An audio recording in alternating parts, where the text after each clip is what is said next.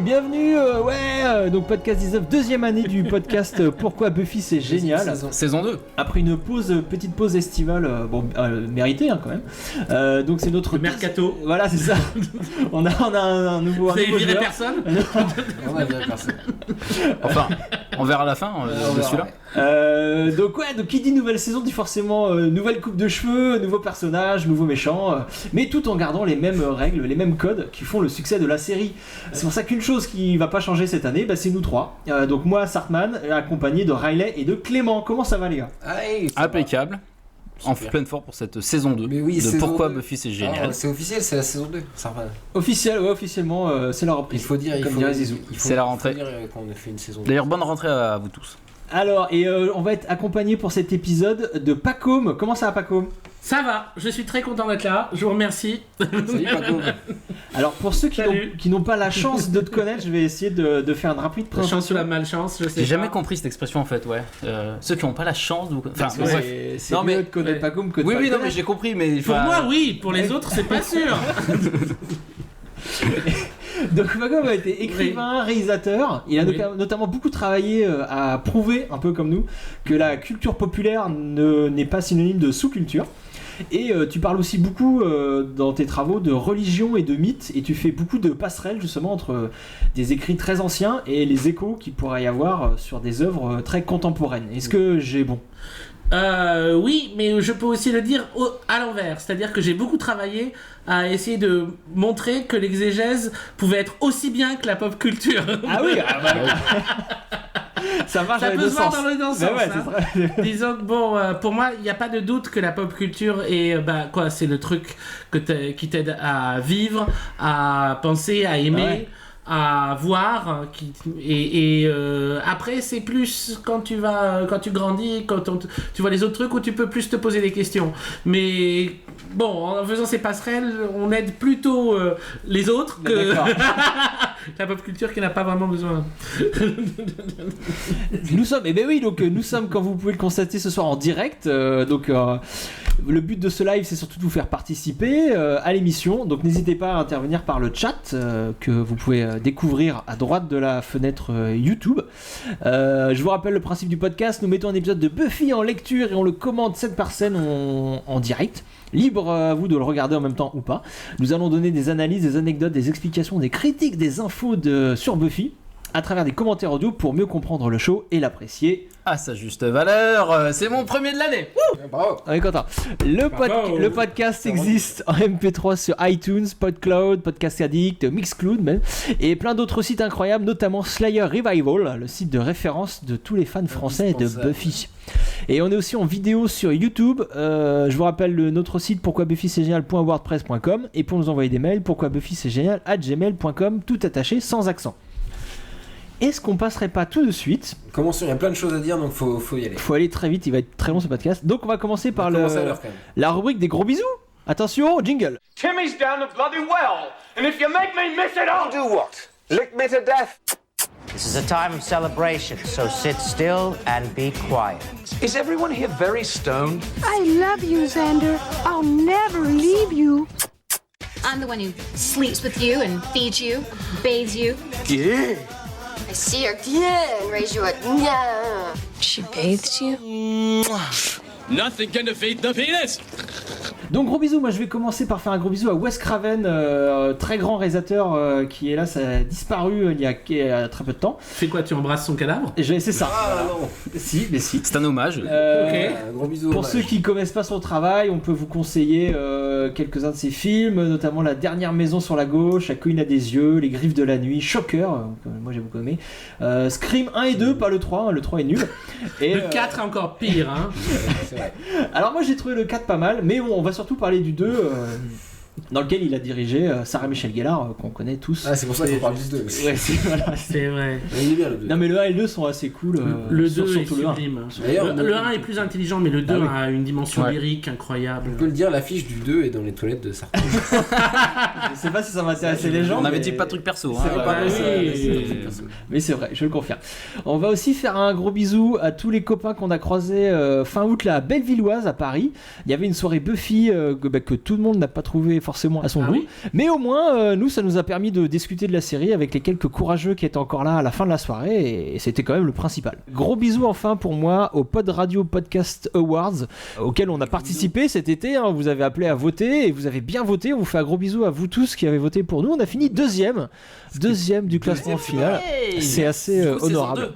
Voilà. Ah bah sinon on aurait... La voilà. saison 2 sera premier. Les deuxièmes seront les meilleurs. Et donc merci beaucoup à tous les votants. Y a-t-il des gros Merci bisous beaucoup. du côté de Riley? Ah, alors oui.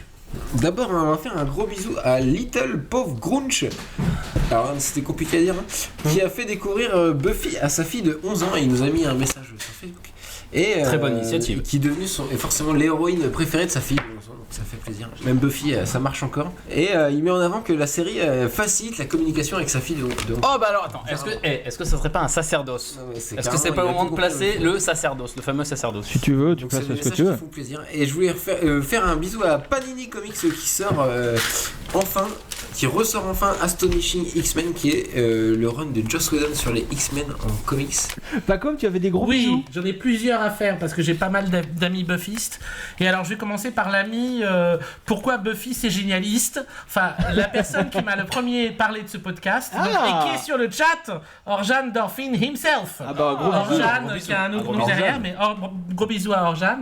Et j'aimerais faire des gros bisous à mes amis buffistes. Je vais pas pouvoir tous les citer, mais je vais au moins faire déjà un gros bisou à Chloé Delhomme qui a écrit première fanfiction ouais. de poète. La nuit, je suis Buffy Summers. J'aimerais faire un gros bisou à Patricia Rousseau, qui est une très bonne amie à moi, avec qui on a beaucoup parlé de Buffy. J'aimerais faire un gros bisou à Stéphane Legrand, qui est un très bon aussi écrivain, penseur et tout ça, buffiste invétéré, que vous devriez inviter. Il va vous halluciner. J'en ai fait trop déjà. J'aimerais faire aussi des bisous à... C'est pas moi, c'est pas moi. Yakuta Ali Kavazovic, et aussi à Carole Tillier, et aussi à François Atreyu et Chupata Cruzette qui m'ont prêté des livres sur Buffy, qui sont des buffistes de compétition. Donc je sais pas si tous vont écouter ce podcast, mais ils le devraient. Et donc gros bisous à tous ceux qui écoutent le podcast, ceux de ces amis qui prennent pas la peine d'écouter le podcast sur Buffy. Sérieux les gars, quoi. Je sais qu'il fallait le faire. Donc bon, voilà, bisous. Un petit à ma sœur qui écoute peut-être. Voilà. C'est vrai? Bah ouais. La sœur de Clément, mais elle c'est un démon aussi ou comment ça se passe? On a dit rien de truc privé, on a dit qu'on parlait pas du privé. Ok, donc on va tout de suite passer à une toute nouvelle rubrique du podcast. La saison 2. La saison 2, je vous ai dit, il y aura des nouveautés. C'est la rubrique, attention, on refait le match. S'il vous plaît, mais arrêtez de parler tout le temps, je vous assure, c'est insupportable. On refait le match sur RTL. Pascal Pro. Donc on refait le match, c'est bien évidemment une émission de radio de football à la base, créée par Eugène Sacomano, notre idole à tous, dédicace, et qui a été repris depuis quelques années par le très très bon Pascal Pro sur RTL. Et c'est une émission à la base où il décortiquait les matchs de foot, il disait ce qui était bien, ce qui était pas bien. Bon, alors maintenant ils l'ont et elle a été programmée le samedi soir. Avant les matchs. Avant les matchs, donc c'est un peu dommage. Mais je continue à écouter. Ils sont anti le concept de base. C'est fou ça. De faire ça. Peut-être on peut parler de on refait le match. C'est sur le podcast foot qu'on prépare. Voilà, c'est ça. Non, alors, et pourquoi moi j'ai voulu appeler une rubrique on refait le match, c'est pour tout simplement parler du dernier podcast et dire s'il y a des choses qui ont été bien ou pas bien et en parler. Donc on va parler de l'épisode 18. Moi je voulais déjà commencer par m'excuser parce que le son était pas terrible pour l'épisode 18. Ça tombe bien que tu le dises parce qu'on voulait te le dire. Il y avait deux invités, il y avait beaucoup de micros à gérer et c'était pas terrible, donc je m'excuse et je ferai mieux la prochaine fois, je suis désolé. Je voulais aussi vous dire que si vous voulez approfondir un peu la partie où on a évoqué la version porno de Buffy, Big M a fait un commentaire sur le site. Faut approfondir monsieur. C'est très profond, assez génial où il va plus loin, il nous explique plein de choses sur la version porno. Il nous rappelle Une seconde lecture. Exactement. Il nous rappelle qu'il faut surtout pas dénigrer le porno. Le porno. Et encore moins quand le porno rend hommage à une œuvre en lui étant fidèle. Bien adapté finalement. Voilà. Enfin, le commentaire de Big M est très intéressant. Je vous encourage à le lire si ce n'est pas déjà fait. Riley, dans le podcast numéro 18, on me signale que tu n'as pas parlé de Lost. Ouais, c'est scandaleux. Tu voulais peut-être y remédier ce soir. J'ai failli quitter le podcast et abandonner à cause de ça, mais finalement je suis là. Et il est important. Alors oui, voilà. Parlons ensemble, parce que j'avais parlé des séries des années 2000, du traitement de l'alcool dans les séries des années 2000, par rapport aux anciennes séries. Tu n'avais pas parlé de Lost. On n'a pas parlé de Lost, donc rapidement, on peut dire que dans Lost, c'est traité bien différemment de Beer Bad qu'on a vu la dernière fois. Il y a 2 ou 3 mois, c'était il y a tellement longtemps. Je crois que personne peut traiter l'alcool comme dans Beer Bad. Quoi. C'était le début. C'est une aberration. Quoi. Là, le traitement dans Lost, par exemple, c'est beaucoup plus adulte. Hein. Par exemple, c'est le point de rupture entre Jack et son père, le père de Jack qui pratique la chirurgie sous la prise de l'alcool, hein, donc c'était une très mauvaise idée. Du coup, c'est ça qui déclenche finalement l'alcool au départ, cet alcoolisme du père qui déclenche un peu toute cette histoire. Et j'ajouterais que dans Lost, il y a un alcool important, c'est le McCutcheon. Ils ont aussi inventé leur propre whisky, et que ce whisky a une sorte d'histoire dans toute la série, parce que c'est le whisky très cher que boit Whitmore de Penny. Ouais. Exactement. Et avec la scène des 2 verres là, et en fait il se sert qu'à lui un verre de McCutcheon, laissant des semaines sans alcool, et quand ils sont sur l'île, il y a magiquement une bouteille de McCutcheon qui fait que Desmond commence à se saouler la gueule avec, et ça entraîne toute la relation narrative avec Charlie et tout ça. Ouais, l'alcool dans Lost a un usage narratif plus compliqué que dans Beer Bad. C'était vraiment. Il y a des chances. C'est possible. On est à l'opposé. Clément, t'avais quelque chose à ajouter ? Oui, pour la dernière fois. Alors moi, j'ai pas pu trop développer ma rubrique sur Evil Dead. Et pour cause d'avoir été interrompu toutes les 2 minutes. C'est scandaleux. Les mecs, je tiens à vous dire que c'est scandaleux. Et c'est tout, en fait. T'inquiète, dès que la série sort, on reparlera. Ouais. C'est ça, voilà, je vais revenir quand la série sortira. Mais là, j'étais tellement enthousiaste, si tu veux. Voilà, le teaser d'Evil Dead. Voilà, c'est tout ce que j'ai à dire. On va passer à la rubrique sondage. On a lancé un sondage, Riley, le spécialiste du sondage. Suite à la rubrique du sondage, on a lancé un sondage lors du dernier numéro. Immédiatement au résultat du sondage de la dernière fois. Rubrique sondage. Comment ça, il n'y avait pas de sondage ? Pas du tout. Sondage. Alors, c'était quoi le sondage, Riley ? Toujours suite à Beer Bad, qui est donc un épisode très moyen, on avait lancé le sondage sur les plus mauvais épisodes de Buffy, le moins bon épisode de Buffy. Oui, le moins bon, c'est des mauvais, ça n'existe pas. Exactement. Donc on a eu plein de réponses tout l'été, là, donc ça fait plaisir. Hein. Et l'épisode qui a reçu le plus de voix, c'est la saison 4, l'épisode 18, Where the Wild Things Are, où Riley et Buffy, qui s'appelle La Maison Hantée. Riley et Buffy, qu'est-ce qu'ils font, Riley et Buffy, rappelle-nous. C'est pour ça qu'il a été très mal noté. Mais pourquoi Moi j'aime bien cet épisode. Oui, moi aussi. Et donc Beer Bad, Teacher Spade qui est revenu. Alors, il y a aussi des réponses surprenantes comme Superstar, aussi en saison 4, qui vient juste avant, et des gens qui n'ont pas aimé cet épisode, et qui est pourtant génial. Il est génial. Mais oui, on en a parlé dans le podcast numéro 11, je vous invite à l'écouter. Et il y a même quelqu'un qui a cité Normal Again, en saison 6. C'est un épisode énorme. Il doit consulter. Comme dans Normal Again. Exactement. Et c'est marrant en fait, peut-être qu'il y a des fans de la série qui aiment pas quand on sort de la routine que instaure la série. Quand on brise le pacte. Mais exactement. Et également, voilà ce que je voulais dire, le plus de voix c'est pour la saison 4. Et donc c'est assez unanime, les gens détestent les saisons 4. Je dirais que dans la saison 4, il y a vraiment un effort sur le scénario, sur les dialogues, sur tout ça. Et peut-être que le traitement visuel suit pas complètement, parce que même l'université, elle en carton-pâte. Peut-être trop d'ambition. Dès qu'on est dans le dernier épisode, dans le rêve, le côté décor... ils l'ont utilisé. Il est très bien utilisé. Mais c'est quelque chose qu'on sent plein de fois dedans. On se dit... Oui, c'est pas une université, c'est des décors. C'est sûr. Il faut bien intégrer cette notion parce que sinon tu t'avances pas quoi. Voilà. On dit Riley torse nu sur le chat, traumatisant. Donc c'est une superstar. Oui, et un gros bisou à Faye Fanel qui elle aussi trouve scandaleux que Evil Dead ait été squeezé lors de Scandale. Merci Faye Fanel. C'est un scandale ce podcast. Bon, alors je vous propose tout de suite de passer à l'épisode du jour dont on va parler. Des gens défendent la saison 4. Et comme on est en saison 2, on a un jingle pour l'épisode du jour. Attention, c'est parti.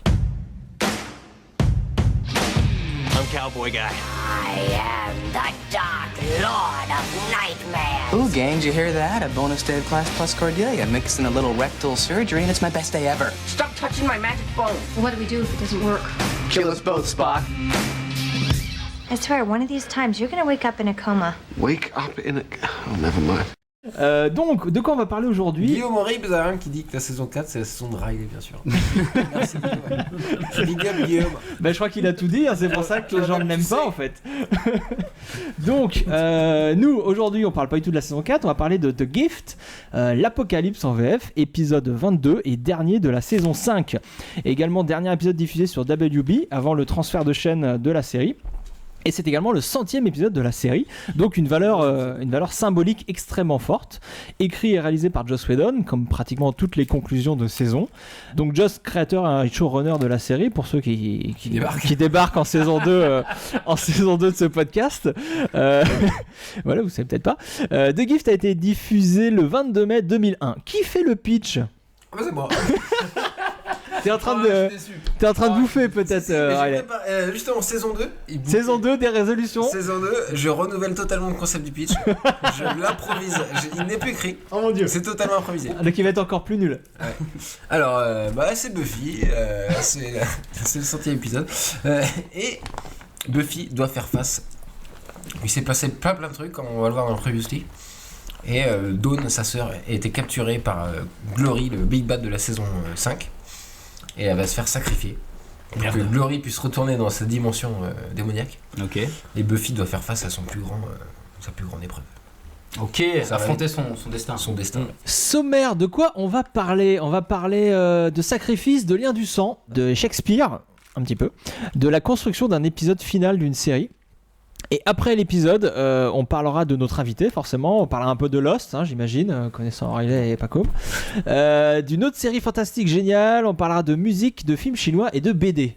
Ça a l'air cool. Ça a l'air cool. Bah, de manga même. Est-ce que ça vous dirait de commencer?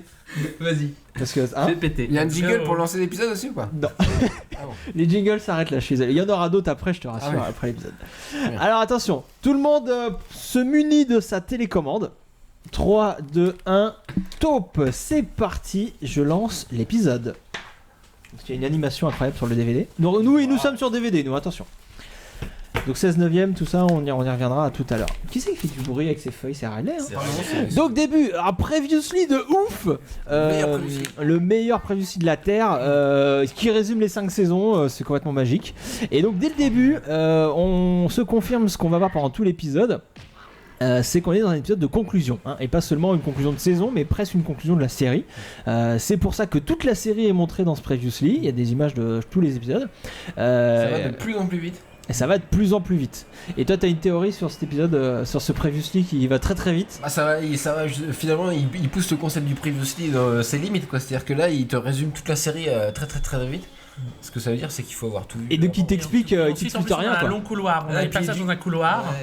Et ça n'explique rien sur l'intrigue de l'épisode qu'on va voir. C'est un Previously qui sert à rien, qui nous dit mais regardez. C'est un tunnel, quoi. Voilà. C'est les images qu'on a au moment normalement où on meurt. C'est le moment où on voit toute sa vie redéfiler. Et ensuite on a le couloir. Carrément, mais bien sûr. Exactement. Donc c'est supposé nous informer de la fin de l'épisode. Il n'y a pas de spoiler par rapport à la fin de l'épisode. Il y a des gens qui découvrent l'épisode en même temps pour le regarder. On y croit encore. Donc et donc là, cette première scène, donc le teaser, ce qu'on appelle le teaser, hein, la scène qui est avant le générique, c'est elle va résumer carrément ce qu'est l'essence de la série. Cette jeune fille blonde, pas très grande, qui va sauver un garçon des griffes d'un vampire garçon, lui aussi, qui fait 2 fois sa taille. Donc on retrouve le thème de la routine, qui était un thème récurrent de cette saison 5. Rappelez-vous la première scène du premier épisode de la saison 5. Buffy qui est étonnée de tomber sur un vampire qui la connaît pas, qui exécute sa tâche de manière machinale, voilà, très routinière, mais il y a quand même des indices qui nous prouvent qu'elle est en décalage, il y a un décalage dans cette situation. Elle est dans sa routine, tout ça, mais le vampire et le jeune homme qu'elle sauve, eux, on les croirait totalement débarqués de la saison 1. Ils connaissent pas Buffy. Ils connaissent pas Buffy, et ils savent pas ce qu'il c'est. Le garçon va s'étonner en lui disant but you're just a girl, tu n'es qu'une fille. Lui, il comprend pas que cette nana botte des culs comme ça. Et voilà, on nous résume l'esprit de sa série, l'esprit que Buffy, elle, a totalement intégré, et ce que ce jeune garçon, apparemment, ne connaît pas. Après, on a aussi une Buffy un peu déprimée, on pourrait dire, un peu désabusé. On a à deux doigts du Buffy Boat là, parfois, pas trop d'émotion. Le qui apparaît comme par magie. Et elle finira la scène par pardon pour mon anglais, that's what I keep saying.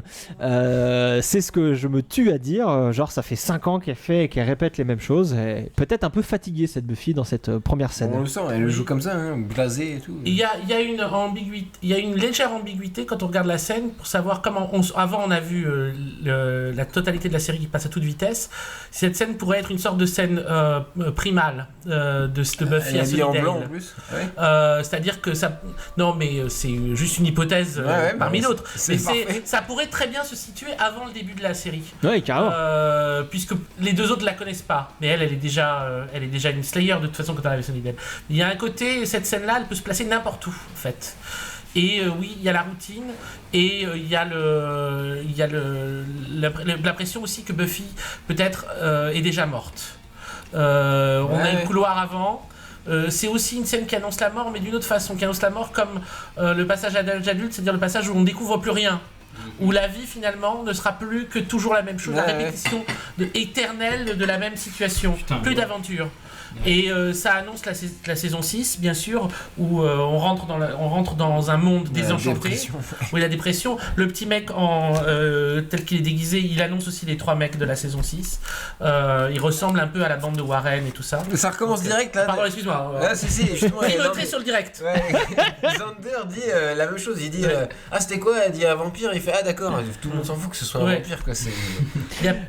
Il se passe plus rien, quoi. Il se passe plus rien et personne n'est surpris, quoi. C'est la routine. Alors là, il y a un détail que je vous fais remarquer, c'est qu'elle fait répéter à Jace le cliff du dernier épisode, en fait, ce qu'on a appris dans le dernier épisode. C'est que, alors c'est un détail, c'est très terre à terre, mais déjà ça va être le cœur de cet épisode, donc il faut savoir que l'enjeu de cet épisode, c'est que pour sauver en gros la Terre, il va falloir tuer Dawn, c'est la conclusion de Jace, donc qui est déjà dit dans la fin du premier épisode, mais là on le rappelle parce que je vous dis, c'est l'épisode final de la saison et les épisodes finaux sont très regardés et parfois par des gens qui n'ont pas vu les épisodes précédents. Donc c'est très terre à terre, comme je vous dis. C'est important de préciser des choses pour ces spectateurs-là qui vont arriver à la fin sans avoir forcément vu tous les épisodes de la saison. Donc c'est pour ça qu'on nous rappelle cette information. Jace va s'énerver à un moment donné quand Buffy et ça, c'est refuse d'évoquer la mort probable de Dawn. We bloody hell well are s'écrie-t-il. Oui, bordel, on va le faire, un truc comme ça. La traduction c'est ça. En fait, la rupture, faut qu'on la fasse. Voilà, tout cet épisode nous montre des situations classiques de fin du monde qu'on connaît, qu'on voit depuis 5 ans, mais à chaque fois des petits détails qui dénotent et qui font penser aux spectateurs assidus que quand même il y a des petites différences, que c'est pas comme d'habitude. Comme ce coup de sang de Jace qui, même s'il est habitué à parfois s'énerver, s'emporter un peu, là il devient même très inquiétant. Buffy est étonnée. Il est désagréable avec Anya aussi. Voilà, et même le spectateur, je pense, est étonné choqué, exactement. Moi, je suis choqué. À ce moment-là, ouais. Côté genre Anya, à part dire des conneries, t'as une idée, quoi. Et pourtant, il trouve une idée, ça qui est génial aussi. En plus, c'est elle qui donne l'idée. Oui. Ça c'est bien, justement, il se retourne, voilà, et c'est ce que tu dis, ça. Il va bien falloir qu'on en parle. C'est pas l'apocalypse voilà. de d'habitude, quoi. Ouais. Et puis on en reparlera après dans la scène d'entraînement, mais justement, il parle du nombre d'apocalypses qu'ils ont vécu. Tout ça. Et un détail sur la construction des plans, Buffy, elle, est cadrée assez serrée, toute seule, alors que les autres apparaissent régulièrement, tous ensemble, en groupe. Ça, c'est quelque chose qui revient souvent. Buffy, même entourée, est toujours seule dans avec sa Spike, mission. complètement intégré au Scooby Gang. Voilà, et les autres sont... Bah là, Spike a cherché toute la la saison à s'intégrer dans le Scooby. Exactement. C'est très touchante la Buffy C'est réussi. dans ce qu'elle dit. C'est très touchant. T'es touché, Clément. Oui, bah là, sur peut-être qu'il faut, sur cette petite partie-là, faut dire un mot sur le fait que Buffy vive Dawn comme réel. C'est là où elle commence à en parler. C'est pas que des souvenirs, c'est physique. Et là, c'est lié au fait que Dawn fonctionne dans la série exactement comme la série pour le spectateur. C'est-à-dire que c'est un élément de fiction. Dawn, elle a été écrite. C'est un scénario des moines. C'est un personnage de fiction qui a été intégré dans la série de façon presque arbitraire, aléatoire, à la fin du premier épisode. Génial, on va pas revenir. Et d'un coup, elle est là. Et d'un coup, c'est de la fiction dans la fiction. Mais elle est vécue comme réelle, et par elle, et par Buffy. À partir de ce moment-là, elle est réelle. C'est ce qu'elle dit, elle le ressent physiquement. Elle le ressent physiquement. Et ça, c'est comme les spectateurs par rapport à des personnages fiction. C'est-à-dire que quand un personnage fiction meurt, eh ben, on est triste, et on a raison d'être triste. Le personnage est au moins aussi réel que nous, si ce n'est plus réel. C'est ça, Ce qu'il faut dire, c'est que l'intrigue là, c'est que ils veulent... potentiellement, il faudrait tuer Dawn pour empêcher cet apocalypse. C'est ce que refuse Buffy alors que Giles est prêt à le faire. Oui, parce que Giles en lui disant you are not my sister. Voilà, c'est ça. He's not your sister. Giles fonctionne comme un adulte qui, pour lui, devant une série télé. Devant une série télé. Qui dit, tu vas pas pleurer, c'est qu'un personnage de fiction. Ouais, Or, bah si, évidemment, il est réel.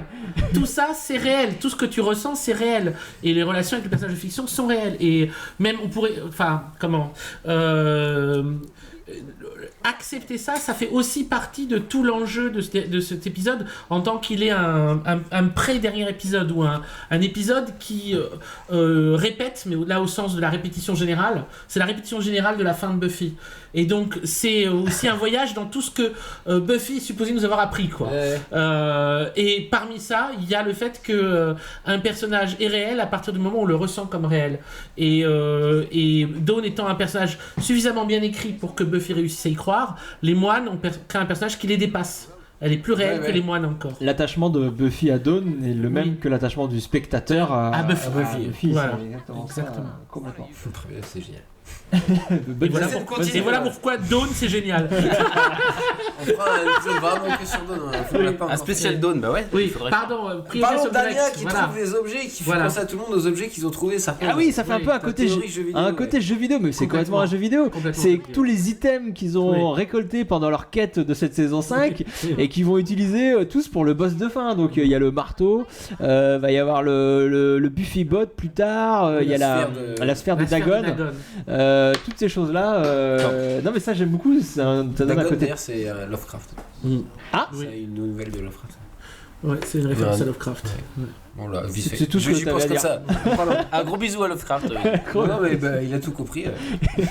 Est-ce que le marteau fait un peu fake quand même quand elle le tient comme ça. Si complètement, mais il y a 2-3 trucs dans cet épisode. Pardon, je vais jouer le troublion, pardon. Mais il y a 2-3 trucs qui voilà, le marteau, il est un peu fake. Mais ça passe. Hein, voilà, on est d'accord qu'on va laisser. Voilà. Alors là, on a changé de séquence, séquence qui était très longue. On est sur le chantier là avec Dawn. Et on va faire un point sur le contexte de production. Tiens, faisons un point là-dessus. Oui, parlons du parce que donc centième épisode, tout ça, je vous ai dit. Ce qu'il faut savoir, c'est qu'il y a eu une incertitude quant au futur de la série pendant toute la saison 5. En fait, et donc Joss Whedon a très vite envisagé l'idée de conclure la série sur ce 100e épisode, et on ne savait pas s'il y aurait une saison 6. Et donc même si par la suite, et donc avant le tournage de ce dernier épisode, on a su qu'il y aurait une 6e saison, l'idée de conclusion un peu fatale a été gardée, avec un final très final, je sais pas comment dire, mais voilà, avec quand même quelques détails qui ont été modifiés, comme Sunnydale qui devait disparaître pendant cet épisode, ou Anya qui devait mourir. C'est des choses qui, du coup, vu qu'une saison 6 a été validée, qu'on n'a pas gardé, mais qu'on retrouvera dans d'autres conclusions de saison. Dans le Buffy Wika ou Buffy Wiki, ils disent même que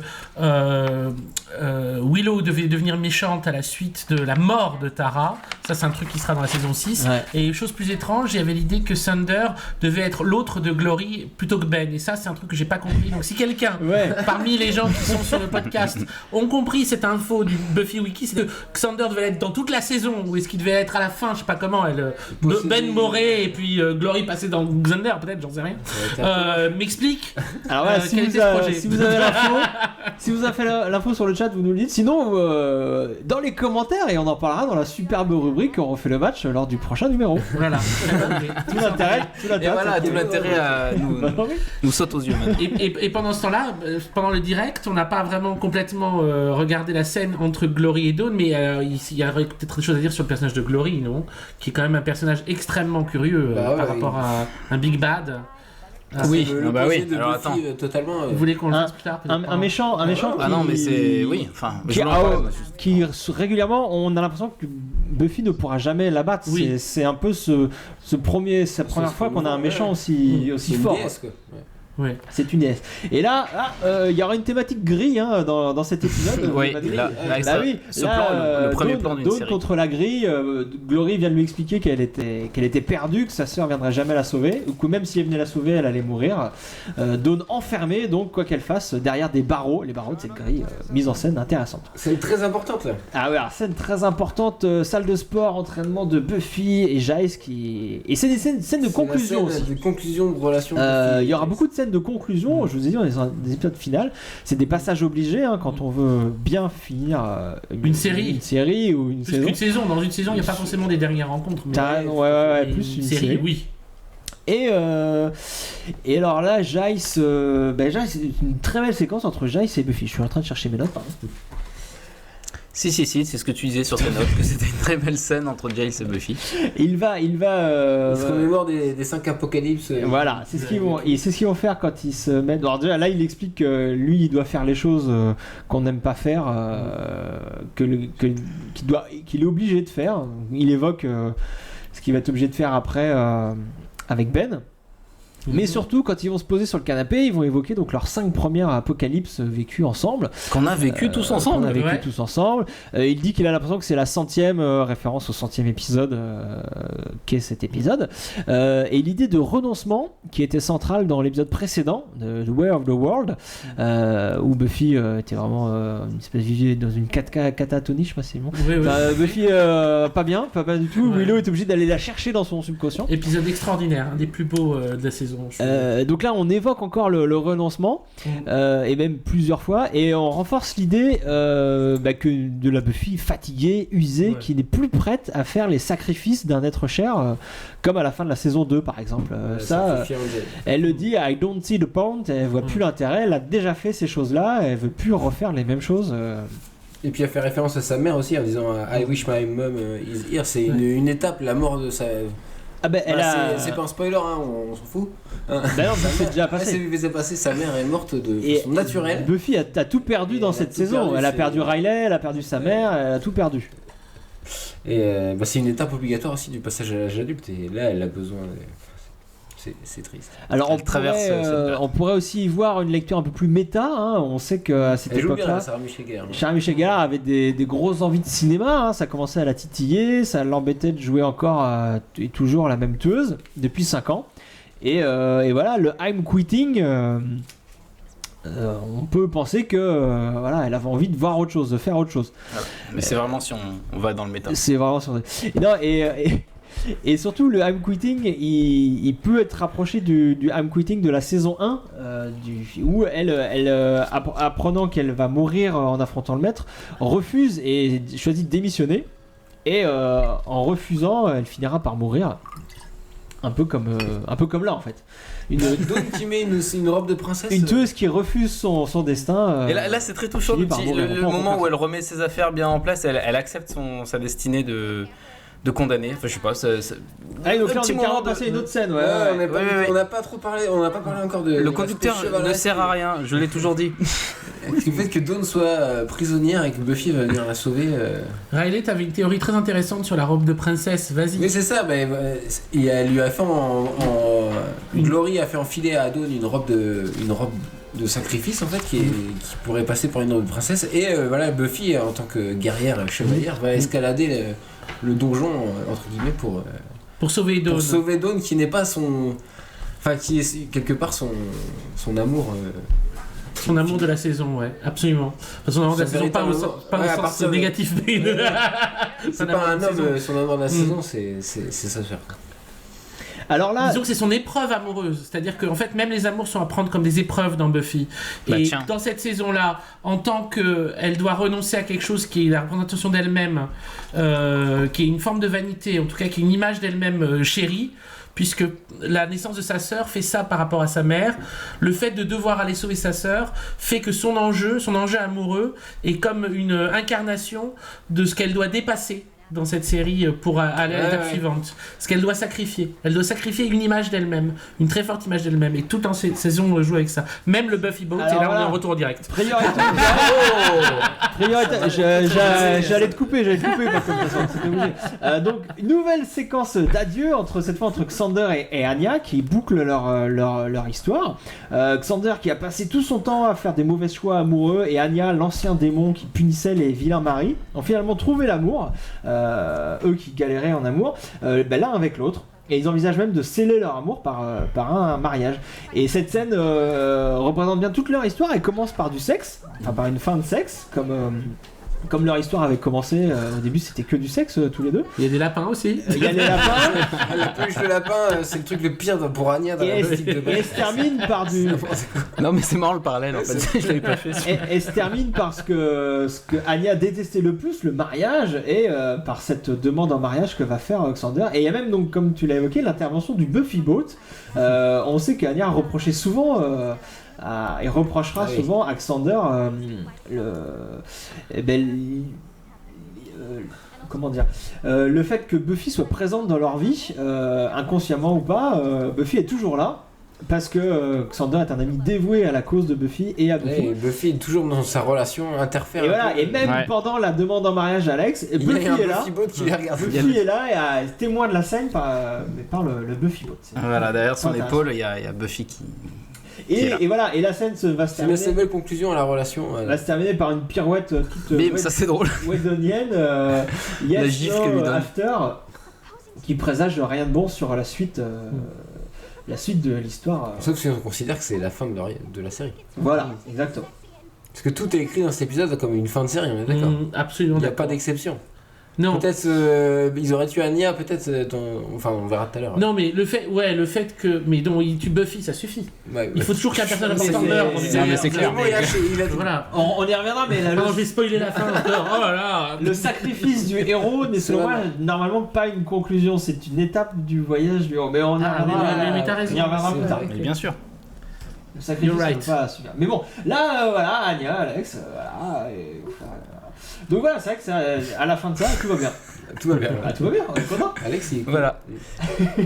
Mais ce que dit Anya est très intéressant. On a raté tout à l'heure quand Willow lui faisait une réflexion sur les femmes intelligentes. Il aurait dû s'en apercevoir plus tôt. Il aurait dû s'en apercevoir plus tôt, c'était une sorte de. Oui, mais c'est Alex. Enfin, voilà, tout ça est logique et bien fait finalement. Hop, priorité au direct. Là, c'est conclusion Willow Buffy. Voilà. Alors regardez ce plan, il est génial. Buffy vient se mettre pile à la même hauteur que Willow. Voilà, c'est clairement dit que Willow est à la même hauteur et même Buffy la voit même plus forte qu'elle. Je vous rappelle que Willow,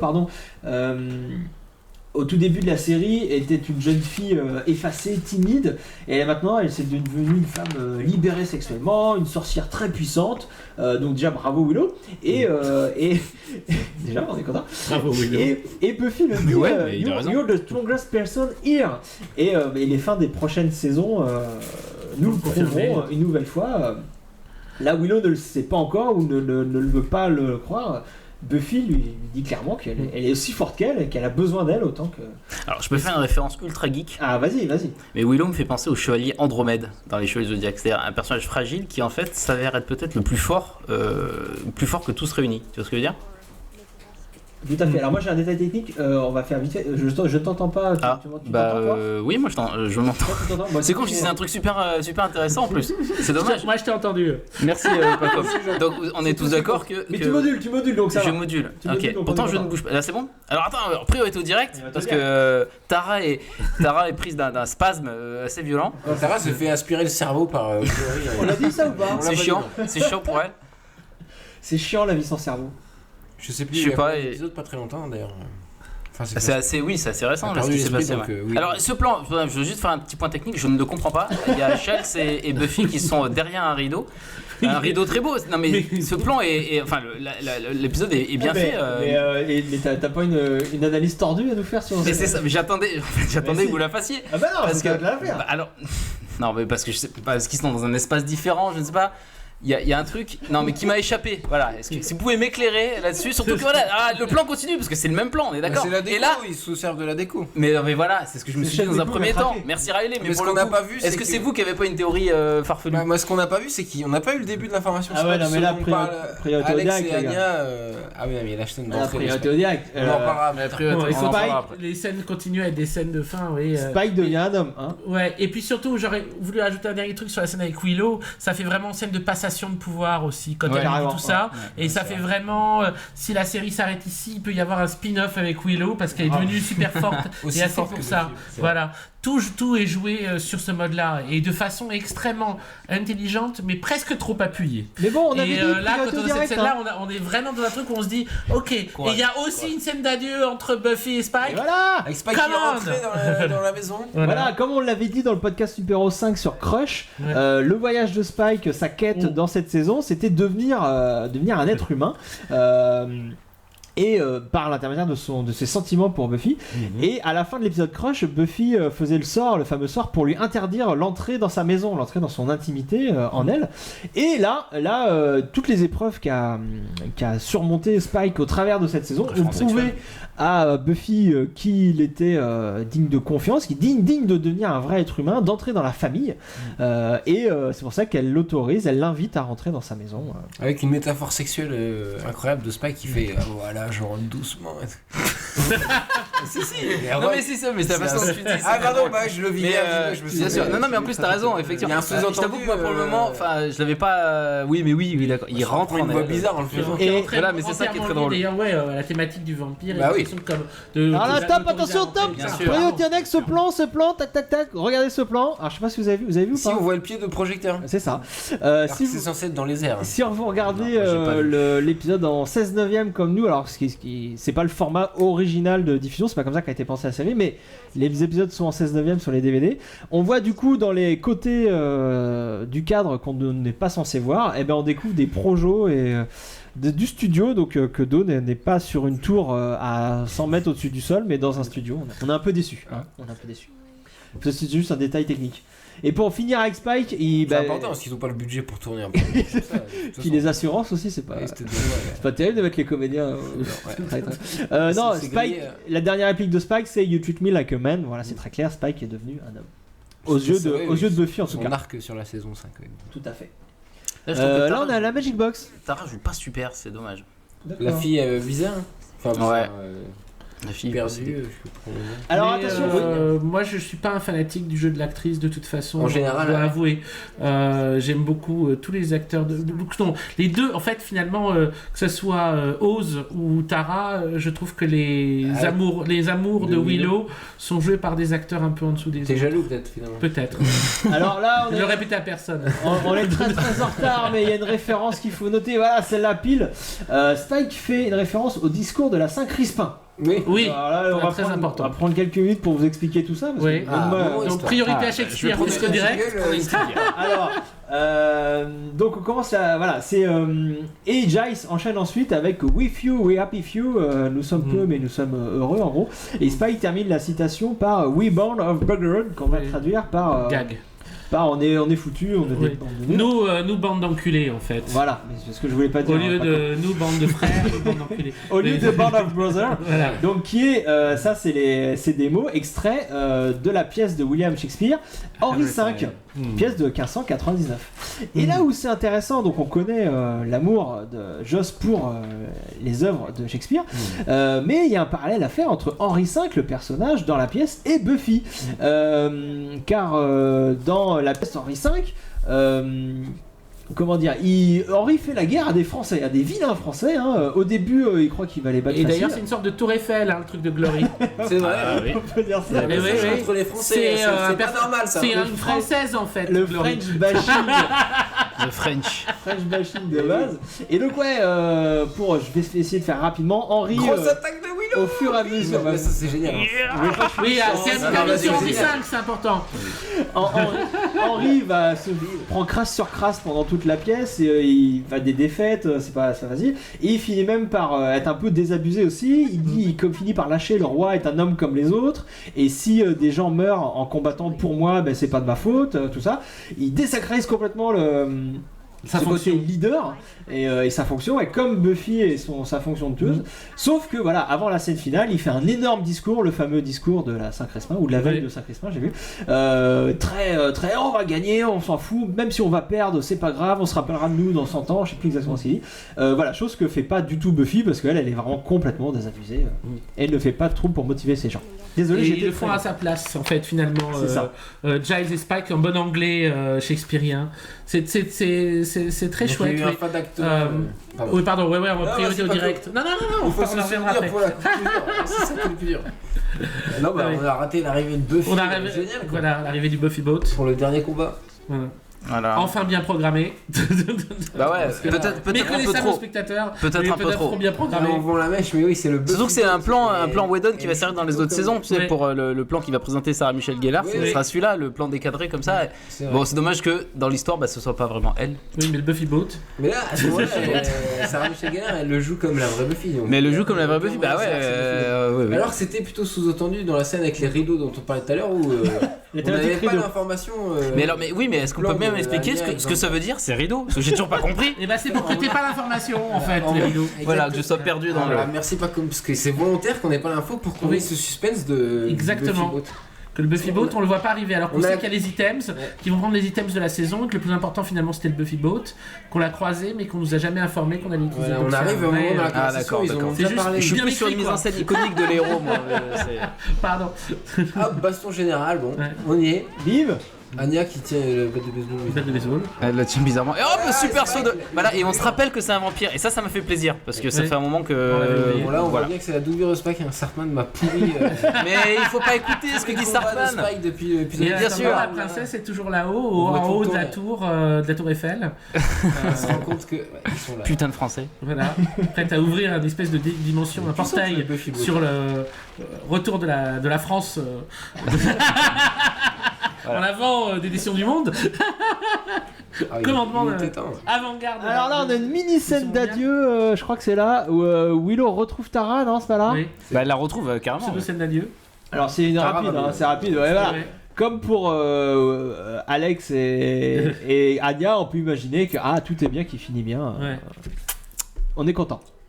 Faut bien qu'il y ait 2-3 personnes qui finissent heureux, vu qu'il y en a qui vont mourir. On peut se dire ça. T'annonces Rassure-moi, c'est pas Clément. J'annonce, il y en a qui ont. Clément, attention, il est mal barré. Hein. Clément va en chier. Hein. Clément réchappe à la guerre, je tiens à le rappeler quand même. Ah merde, c'est connu. Le spin-off sur Clément. Attendez, parce qu'il va y avoir un twist dans le scénario. Qui est très drôle d'ailleurs. Et là, bon. Bon, le plan est un peu long et du coup on grille. C'est un peu mal fait, mais non, mais ça passe. Ça, c'est génial, Glory. Vous étiez au courant? Ça c'est pas mal, ouais c'est marrant. Et là, bam, là elle est encore plus incroyable du coup. Je pars d'arriver derrière. Et à partir de ce moment-là, elle est. Est-ce que c'est la vraie actrice ou c'est une cascadeuse qui a fait le saut là? C'est évidemment l'actrice, Clément. Mais non, mais sérieux parce que elle est Tom Cruise. Non, parce qu'on voit pas les visages de face en général. Enfin bref. Ouais, mais il y a des chances. Il y a des chances. Alors voilà, bon là pour le coup de la cascade moyen, il y a 2-3 trucs. Alors attends, oui, mais alors justement, je rebondis là-dessus parce qu'une bagarre à plusieurs niveaux, moi je dis bravo. Est-ce qu'on parlerait pas un peu de Claire Kramer? Claire, une actrice. T'avais 2-3 trucs à dire, non, j'ai regardé, oui, j'ai trouvé quelques trucs que je suis perdu. Elle a rien fait de. C'est son rôle le plus marquant. Elle est nulle en fait. Gloria, c'est son rôle le plus marquant. Elle a monté le site Geek Nation, geeknation.com qui est assez connu de. Qui a même un podcast. Elle a un podcast dans lequel elle accueille beaucoup d'acteurs de la série notamment. Je vous encourage à les écouter. Elle n'est pas copropriétaire de resto aussi ou de si, bar, elle est plus dans le business quoi. C'est une businesswoman. Elle est plus dans le artistique. Enfin dans le jeu. Elle a un petit rôle dans les lois de l'attraction, je sais pas si vous vous rappelez. Oui. Ah ouais. Il faut revoir ce film. Il faut revoir ce film spécial. Il faut forcément. Et là, Buffy gravit les échelons de la Tour Eiffel. Pour atteindre Ah oui. Pour atteindre le niveau. Alors j'ai une théorie. Elle monte Elle s'élève vers les cieux. Elle s'élève vers les cieux pour atteindre le niveau de Glory qui est une déesse. Il faudrait qu'elle monte au niveau d'une déesse. Ah d'accord, pour être aussi forte qu'elle. Et puis en plus elle se sert du marteau. On a des marteau de Thor, dieu du tonnerre. Ça joue avec un truc très cinématographique aussi, avec ses montées dans des longues tours, type Vertigo, le criminel et tout ça. Ça fait vraiment le combat final en fait. Ouais, ça joue sur les codes du final, absolument. Final sur une tour. Attention, là, il y a une on parle pas surprise. C'est Glory qui ressemble quand même à Buffy, il fait la même taille. Oui. Mais sauf que c'est important, c'est un double inversé de Buffy. Et voilà, là clairement dans les costumes c'est clairement marqué. Blanc, habillé tout en noir, Glory et moment de gloire de Alex. Allez, le moment de gloire d'Alexander. Il est content. Voilà. Le retour à la réalité, parce que lui il tabasse des démons à coups de pelleteuse ou de grosses. Voilà, c'est le rempart à la réalité. Il y a quelques figurants, on n'a pas vu tout à l'heure, mais son idée était vide, mais il y avait mais c'est pas. C'est répétition générale de la dernière saison. Voilà, mais ça joue sur les codes du dernier épisode. C'est un brouillon, Mais et voilà l'arrivée du vrai Big Bad, puisque Glory elle est mise en difficulté depuis un bon moment. Doc. C'est Doc. Le Doc. Interprété par Joel Grey, c'est ça? Ouais, qui a un acteur qui est intéressant par rapport aux séries parce qu'il est particulièrement peu sympathique, mais il a joué dans Alias le deuxième Alvin Sloan, le mec qu'on a créé pour être un espèce de double d'Alvin Sloan qui apparaît dans la saison 4 et surtout il joue dans Oz. Un personnage particulièrement énervant pour le spectateur parce que tu es les deux personnages les plus attachants de la série Oz qui sont l'imam Karim Saïd qu'on aime depuis le début de la série et surtout Omar White qui est un personnage vraiment vraiment sympa et ce pauvre con là il joue un pauvre con qui tue sans raison qui est vraiment une espèce de paranoïaque il est coincé dans ce rôle de psychopathe voilà et donc c'est un acteur qu'on a déjà vu dans des rôles pas sympas là parlons-en il sort un peu de nulle part quand même pour il sort de nulle part. Voilà, c'est vraiment pour faire un combat pour Spike il arrive. à la fin parce que oui voilà parce qu'en fait c'est Dawn et Spike qui allaient le voir après la mort de Joyce pour le faire ressusciter. C'est ça. Oui, tout à fait. Il est apparu comme ça mais et vous avez vu c'est en se tenant la main qu'elles ont réussi à faire. Il est déjà revenu dans l'épisode d'avant. C'est bon puisque on revient le voir par rapport à Glory pour savoir comment de conneries quoi et ils se rendent compte c'est Spike et quel personnage qui y vont Spike et je sais plus quelqu'un d'autre avec Spike Sander peut-être oui c'est Sander Spike et Sander et on se rend compte qu'en fait c'est un allié de qu'on peut pas lui faire confiance voilà et il a déjà des traits de reptilien comme il aura ici donc c'est aussi un personnage de reptilien quelque part entre V et les obsédés des Illuminati sur internet il y a eu Buffy pour montrer un personnage de méchant reptilien. Méfiez-vous des reptiliens. Là, il y a des fans d'Alias sur le chat, Yann.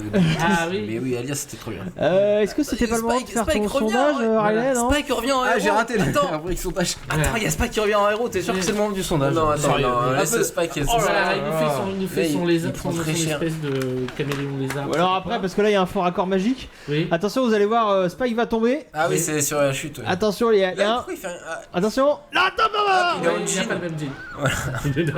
Alors là les mecs je vous tiens mon chapeau parce que sérieux. Donc Spike pour ceux qui n'ont pas vu porte un jean bleu pendant qu'il tombe.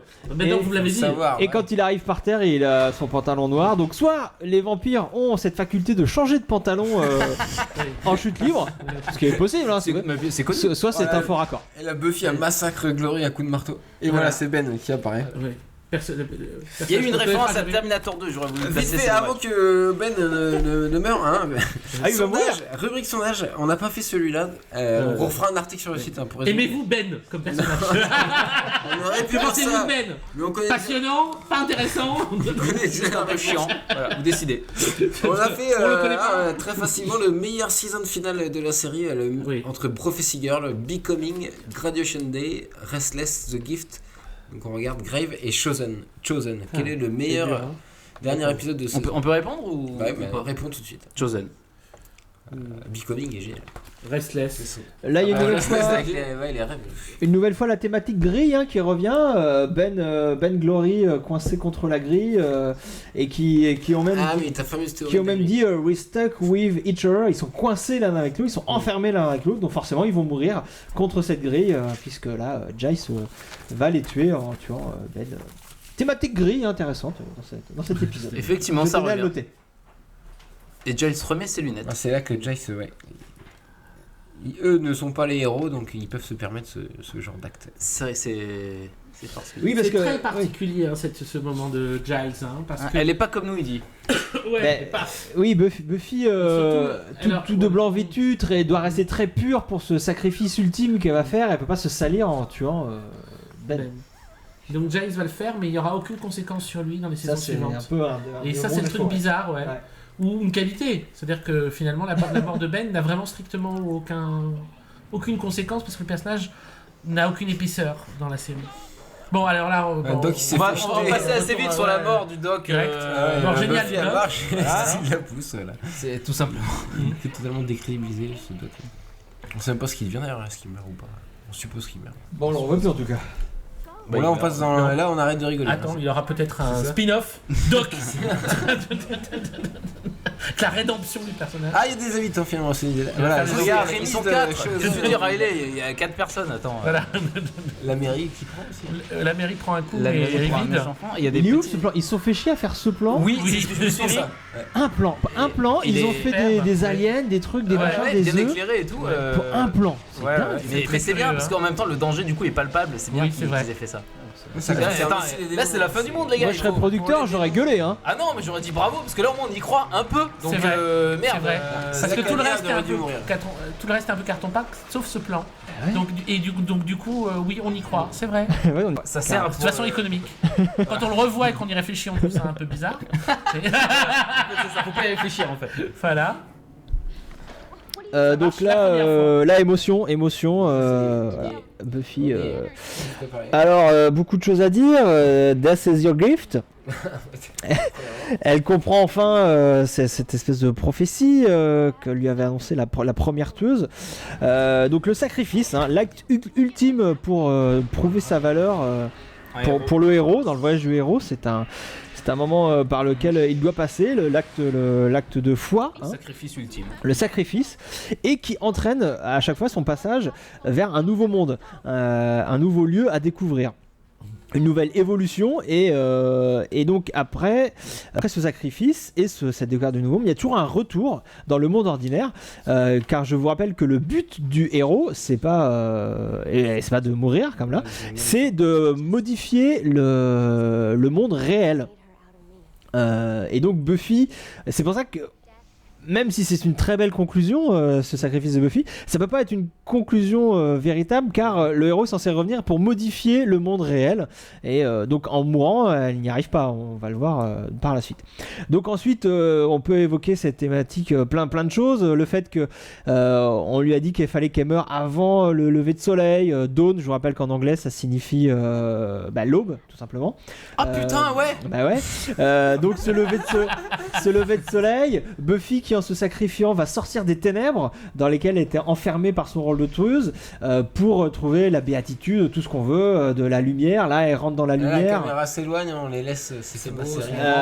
Et une nouvelle ère, une nouvelle journée commence, donc une nouvelle ère sans Buffy, avec une Buffy qui va trouver la lumière, qui va rentrer dans la lumière par ce sacrifice. Donc c'est très beau, on pleure, on a envie de on chiale. Surtout on chiale. En fait, Buffy, moi je suis pas bien là. Dans ce final. Regarde. Pardon. Pardon, dis-moi. non mais vas-y. Le personnage de Buffy cesse d'être une fin en soi. Ça sera plus réussi évidemment dans la saison 7 dans le vrai final puisque ça sera le partage des pouvoirs. Mais là le fait qu'elle se sacrifie pour Dawn, elle se sacrifie pour un personnage qui à ce moment-là et pour le spectateur est un personnage qui est encore en construction, qui est pas terminé et donc qui est c'est la transmission à une génération suivante. Ça sera la thématique de la saison 7 la transmission. Exactement. Donc tout ça annonce c'est une répétition du final. C'est pas le final, c'est une répétition répétition Ça finit de tous ces tellement. thèmes. Et c'est ça qui fait qu'on l'accepte aussi bien. Alors à la fois, comme tu disais, Riley, elle va sauver sa princesse, et elle se sacrifie pour sa princesse, et elle se sacrifie aussi pour sa descendance. C'est sa sœur, mais c'est aussi c'est le futur. Ouais. C'est le futur, et c'est un futur non formé, encore à l'état latent. Tout ça il y a une cohérence très forte de tous ces éléments-là. Bon, évidemment. Mais c'est un épisode très fort dans son ensemble, de toute façon. Ah ouais, très très fort. D'une intelligence, d'une profondeur folle. On est très triste, hein. Ouais. Bah, on est sur le coup ici, hein. On en a gros. On encaisse, on en a gros. Pourtant, on sait qu'elle va pas vraiment mourir. Mais bon. Mais c'est ça les films. Donc là, le petit flashback, c'est efficace, voilà. Avec le monologue de Buffy, et là, la tombe. La tombe, hyper connue. Ouais. She saved the world a lot. Qui résume la série, parce que c'est triste, mais cette dernière phrase, She saved the world a lot, on peut pas s'empêcher d'avoir un petit sourire. Et c'est à l'image de la série. Donc bon, du coup, si on sourit, c'est qu'on se dit que ça va peut-être finalement pas finir ici. Toujours une petite pirouette, un petit décalage. Merci, monsieur Whedon. En 3 plans, ça y est, Buffy est morte, c'est terminé. Taisez-vous. Buffy est décédée. C'est terminé. Quoi? Donc, superbe épisode de fin. Ah, mais non, avant, mais non. Il y a des gens sur le chat, Guillaume a dit que c'était la vraie fin de Buffy pour lui. Cette saison 5. Ouais. Mais attends, alors là c'est encore mieux, donc calme-toi mon avis. Il faut répondre sur le chat. C'est propice au débat. La saison 6 c'est bien aussi. Oh puis putain. La 7 aussi. Oui, puis la 7 aussi. Alors, un jingle conclusion. Est-ce qu'on va passer à la conclusion? Et donc, qui dit rubrique conclusion. Qui dit paragraphe, dit jingle. J'adore faire des jingles, je vous ai dit, quoi.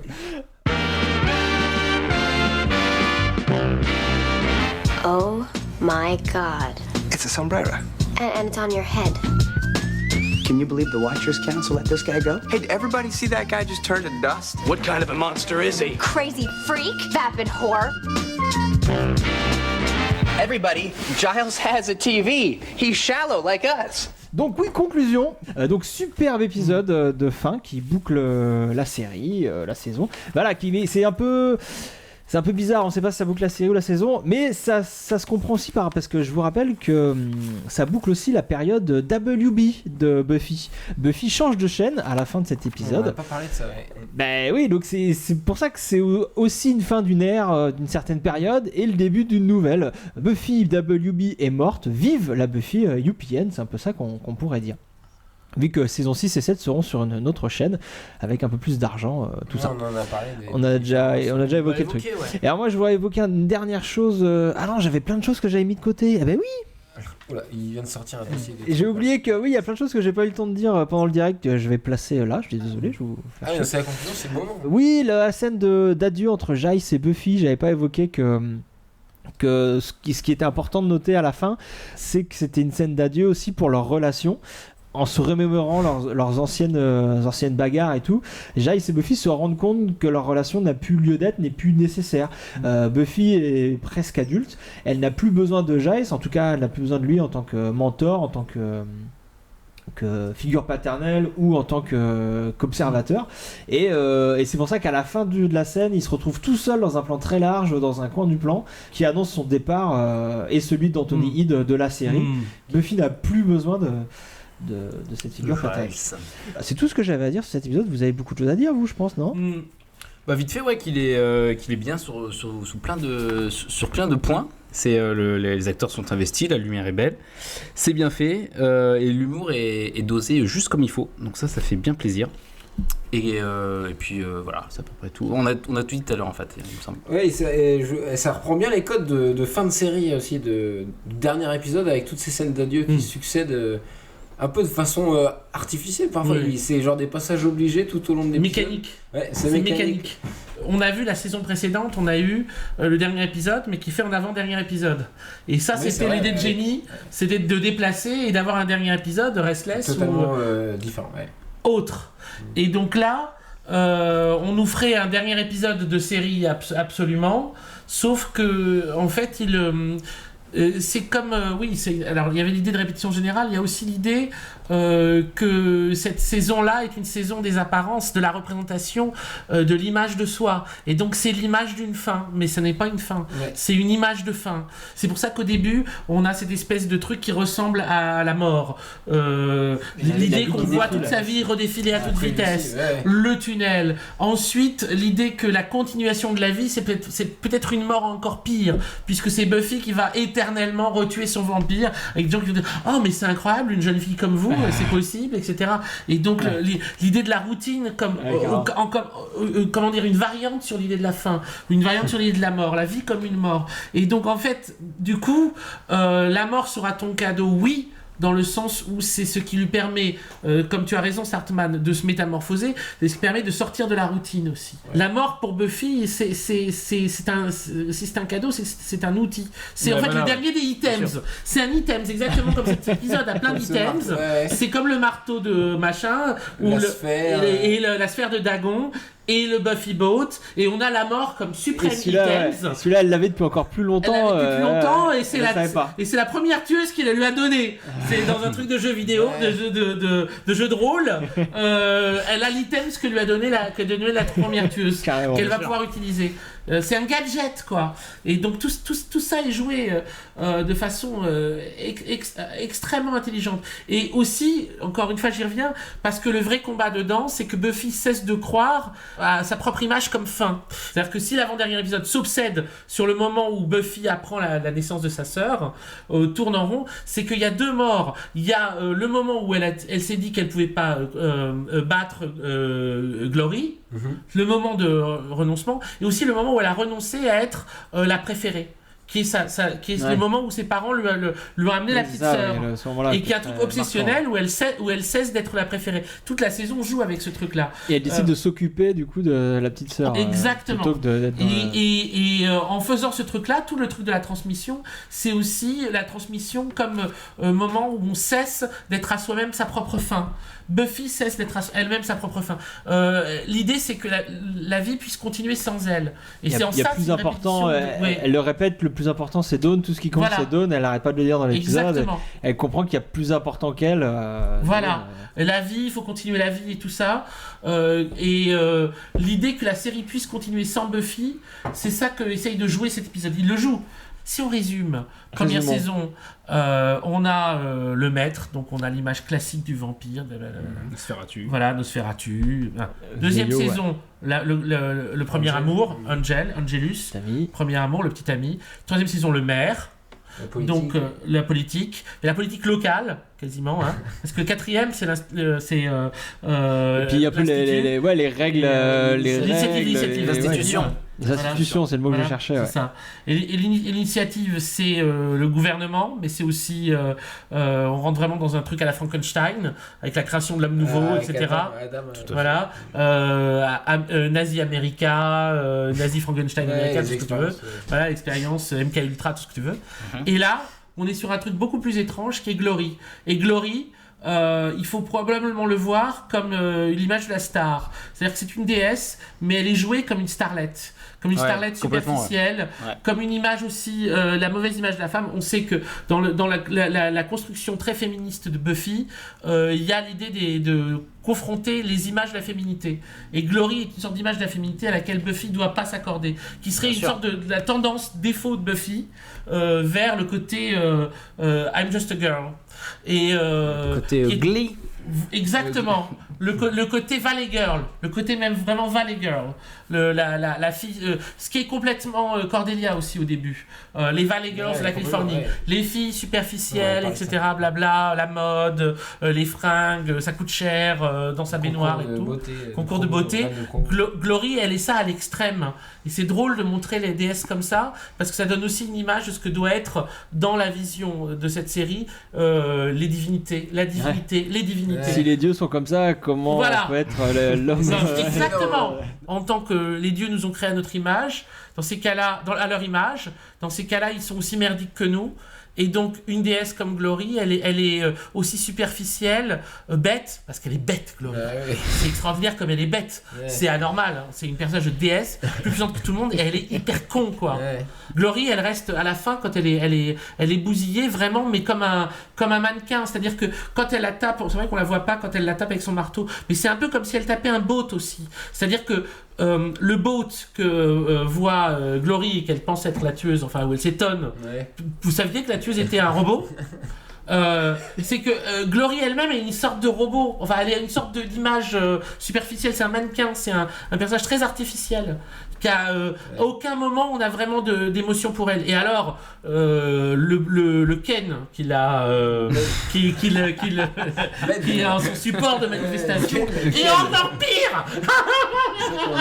Personnage dont on sait rien, dont on n'apprend rien et dont on se fout, et qui est juste une espèce de beau mec complètement débile. Il ressemble vaguement à je sais pas quoi, à un To Be Free ou à un Nicolas Bedos ou je sais pas quoi, c'est toujours ses gueules de mec que les Ftana aiment bien, des espèces de sous-Delon quoi, grosso modo. Un fils raté de Delon, mais con comme une bille avec une sorte de voix sérieuse, tu sais, protecteur, t'inquiète pas, infirmier, mes couilles quoi. Bravo, non mais nul. Glory c'est une sorte de star qui, enfin ça pourrait être un futur de Buffy, ça pourrait être une des manières qu'aurait Buffy de se tromper. Elle pourrait devenir ça éventuellement dans un DS, voilà, si elle devenait arrogante, prétentieuse. On y revient, When She Was Bad.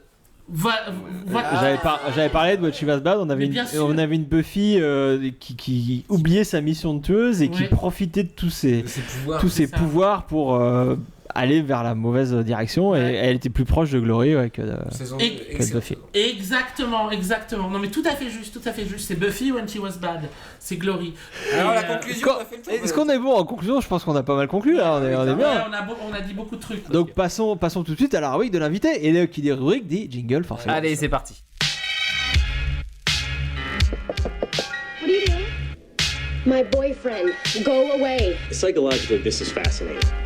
Doesn't it make everyone want to lock them in separate rooms and do experiments on them? Naked girls, naked women, naked Buffy. Oh, stop me. Which question do you want me to answer first? Pacôme, alors, donc on a plusieurs questions. Alright. Les questions qu'on pose à tous nos invités. Oui. Qui es-tu? Alors, non, donc c'est très axé. Quelle est ta couleur préférée? C'est très axé Buffy, hein. Alors, on est dans les préférences. On va commencer par quel est ton épisode préféré? Quel est mon épisode préféré? Ouais. Ok, il faut que j'en choisisse qu'un, hein, parce qu'il y en a plusieurs quand même. Et ça dépend des moments. Ça dépend des moments. Mais ça, je peux comprendre. En ce moment, parce que je l'ai revu il y a peu de temps, ce serait juste l'avant-dernier de cette saison-là. J'adore cet épisode. The Weight of the World, le poids du monde.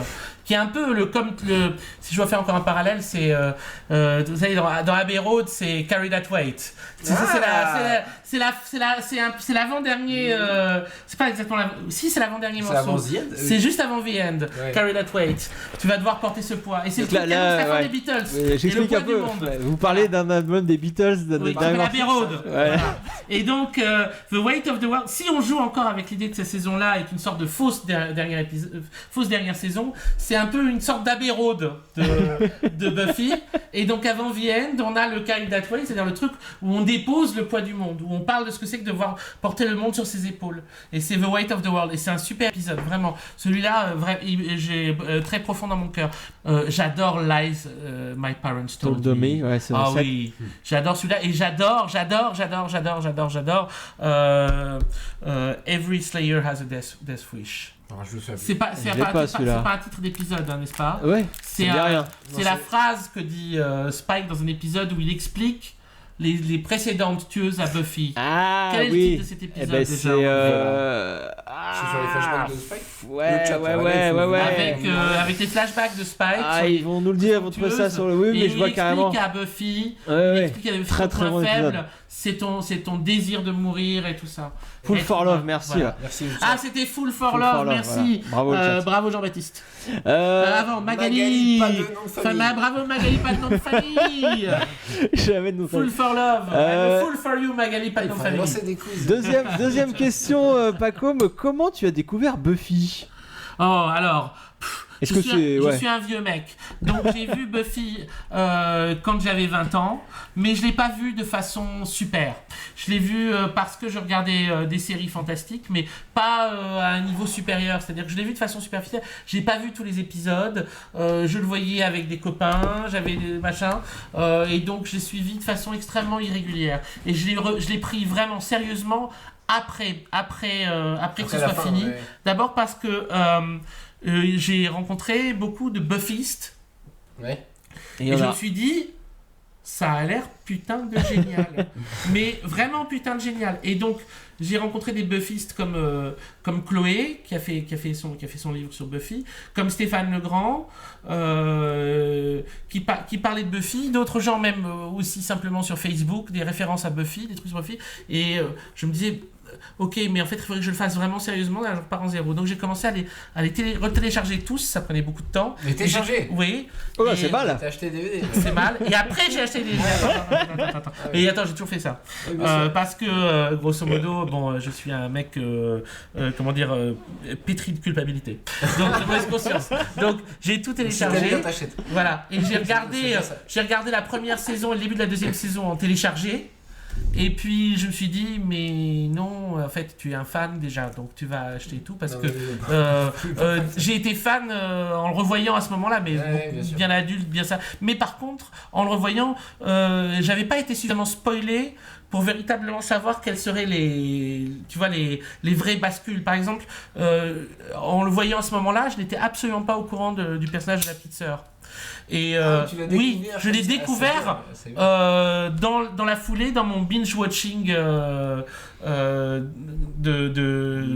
dans mon continuum. C'est à ce moment-là, j'ai découvert plein de trucs qui étaient totalement inattendus pour moi, parce que c'est des trucs qui n'avaient pas été évoqués ou pas spoilés ou pas machin. Quoi, je savais qu'il y a un épisode où on pensait qu'elle était folle, parce que c'était le thème du livre de Chloé.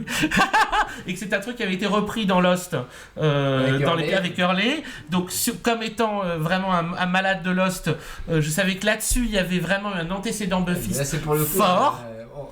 Là, c'est une putain de citation. C'est une citation, là, c'est pas une référence. On peut dire c'est une citation. C'est surtout la dernière scène où on retourne dans le monde où Hurley est fou. Et là, on découvre Libby dedans. Ça rejoue en le déplaçant et en le complexifiant. La dernière scène qui est dans le monde des fous avec donc on peut évoquer tout de suite. Non, mais voilà, parce que nous, voilà, on peut le dire. Nous, on t'a découvert, nous, par ton travail sur Lost. C'est un jour, Riley est venu nous voir. J'ai lu un bouquin incroyable sur Lost. Le mec, il a tout compris, c'est génial, tout ça, voilà. Merci. Et c'est comme ça qu'on t'a connu. Et voilà, et ça, on en vient à notre troisième question qu'on pose à tous nos invités. Oui. Qu'est-ce que tu fais dans la vie à part regarder Buffy ? Je regarde Lost. Bah ouais, c'est ça. En fait, tu regardes plein de trucs. En fait, tu regardes Twin Peaks aussi, bien sûr. Ouais. Voilà. Frank Zappa. Et je lis les mystiques. Voilà. Ouais, en gros, quoi, oui. Et j'écris sur les séries, entre autres. J'ai beaucoup écrit sur la pop musique. Là, j'ai écrit sur le cinéma. Mais en fait, le livre que j'ai terminé, là, il y a quelques mois, qui sortira en janvier prochain aux éditions Super 8, est un livre qui est sur le cinéma fantastique, mais qui parle beaucoup plus de Buffy encore que dans mes autres bouquins. C'est-à-dire que ça va être un livre sur le cinéma fantastique. On va parler de Nosferatu, on va parler de Suspiria, on va parler de Possession, on va parler du Locataire, on va parler de Céline et Julie vont en bateau, on va parler de Midnight. Et là, dans tout ça, on va parler de Shining, et dans tout ça, on va parler de Buffy et de Angel. Parce qu'en fait, à travers tous ces films-là, il y a, on va dire, quasiment l'interprétation qu'en permet Buffy. What would Buffy say about it? What would Buffy do? Je sais pas, mais tu vois, quand on parle de Nosferatu, on peut pas vraiment sérieusement parler de Nosferatu ou de Dracula et ses différentes incarnations sans en venir à comment la question du vampire dans Buffy, même la question du vampire dans la relation aux gitans dans Buffy, parce que dans Buffy il y a les gitans qui donnent une âme aux vampires, tandis que dans le roman de Bram Stoker, Salopio, les gitans sont les alliés de Dracula. Parce que Bram Stoker, que j'aime beaucoup, hein, mais a quand même un côté, on va dire, ne prenez pas ça mal, mais quoi, un peu droitard de merde. Et les gitans sont forcément des gens très dangereux et pas du tout fiables et compagnie. Et donc, c'est des alliés du vampire. Alors que c'est un contresens total quand on crée le vampire comme super propriétaire terrien, qui vend terre et compagnie, un machin, mettre des espèces de nomades qui ont juste jamais de propriété, quoi.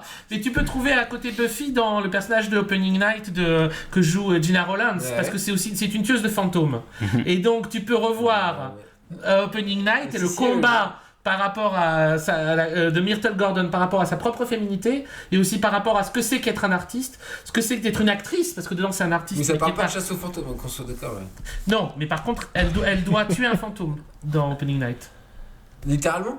Bah oui. Elle a un fantôme qui la hante et qu'elle doit tuer pour pouvoir commencer à jouer. Mais on parle du film de Cassavetes, oui, absolument. D'accord. Oui. J'ai pas eu du tout cette vision du film, mais d'accord. Et je parlerai de Céline Gillon en bateau dans la section Buffy. Non, mais bref, voilà quoi. Donc voilà, qu'est-ce que je fais ? Vous avez compris, j'écris des exégèses. À côté, je fais des films. Là, je revenais de montage où je suis depuis 2 mois en montage très très intensif. Bref, et donc on travaille là-dessus. C'est pour ça que ça prend beaucoup de temps.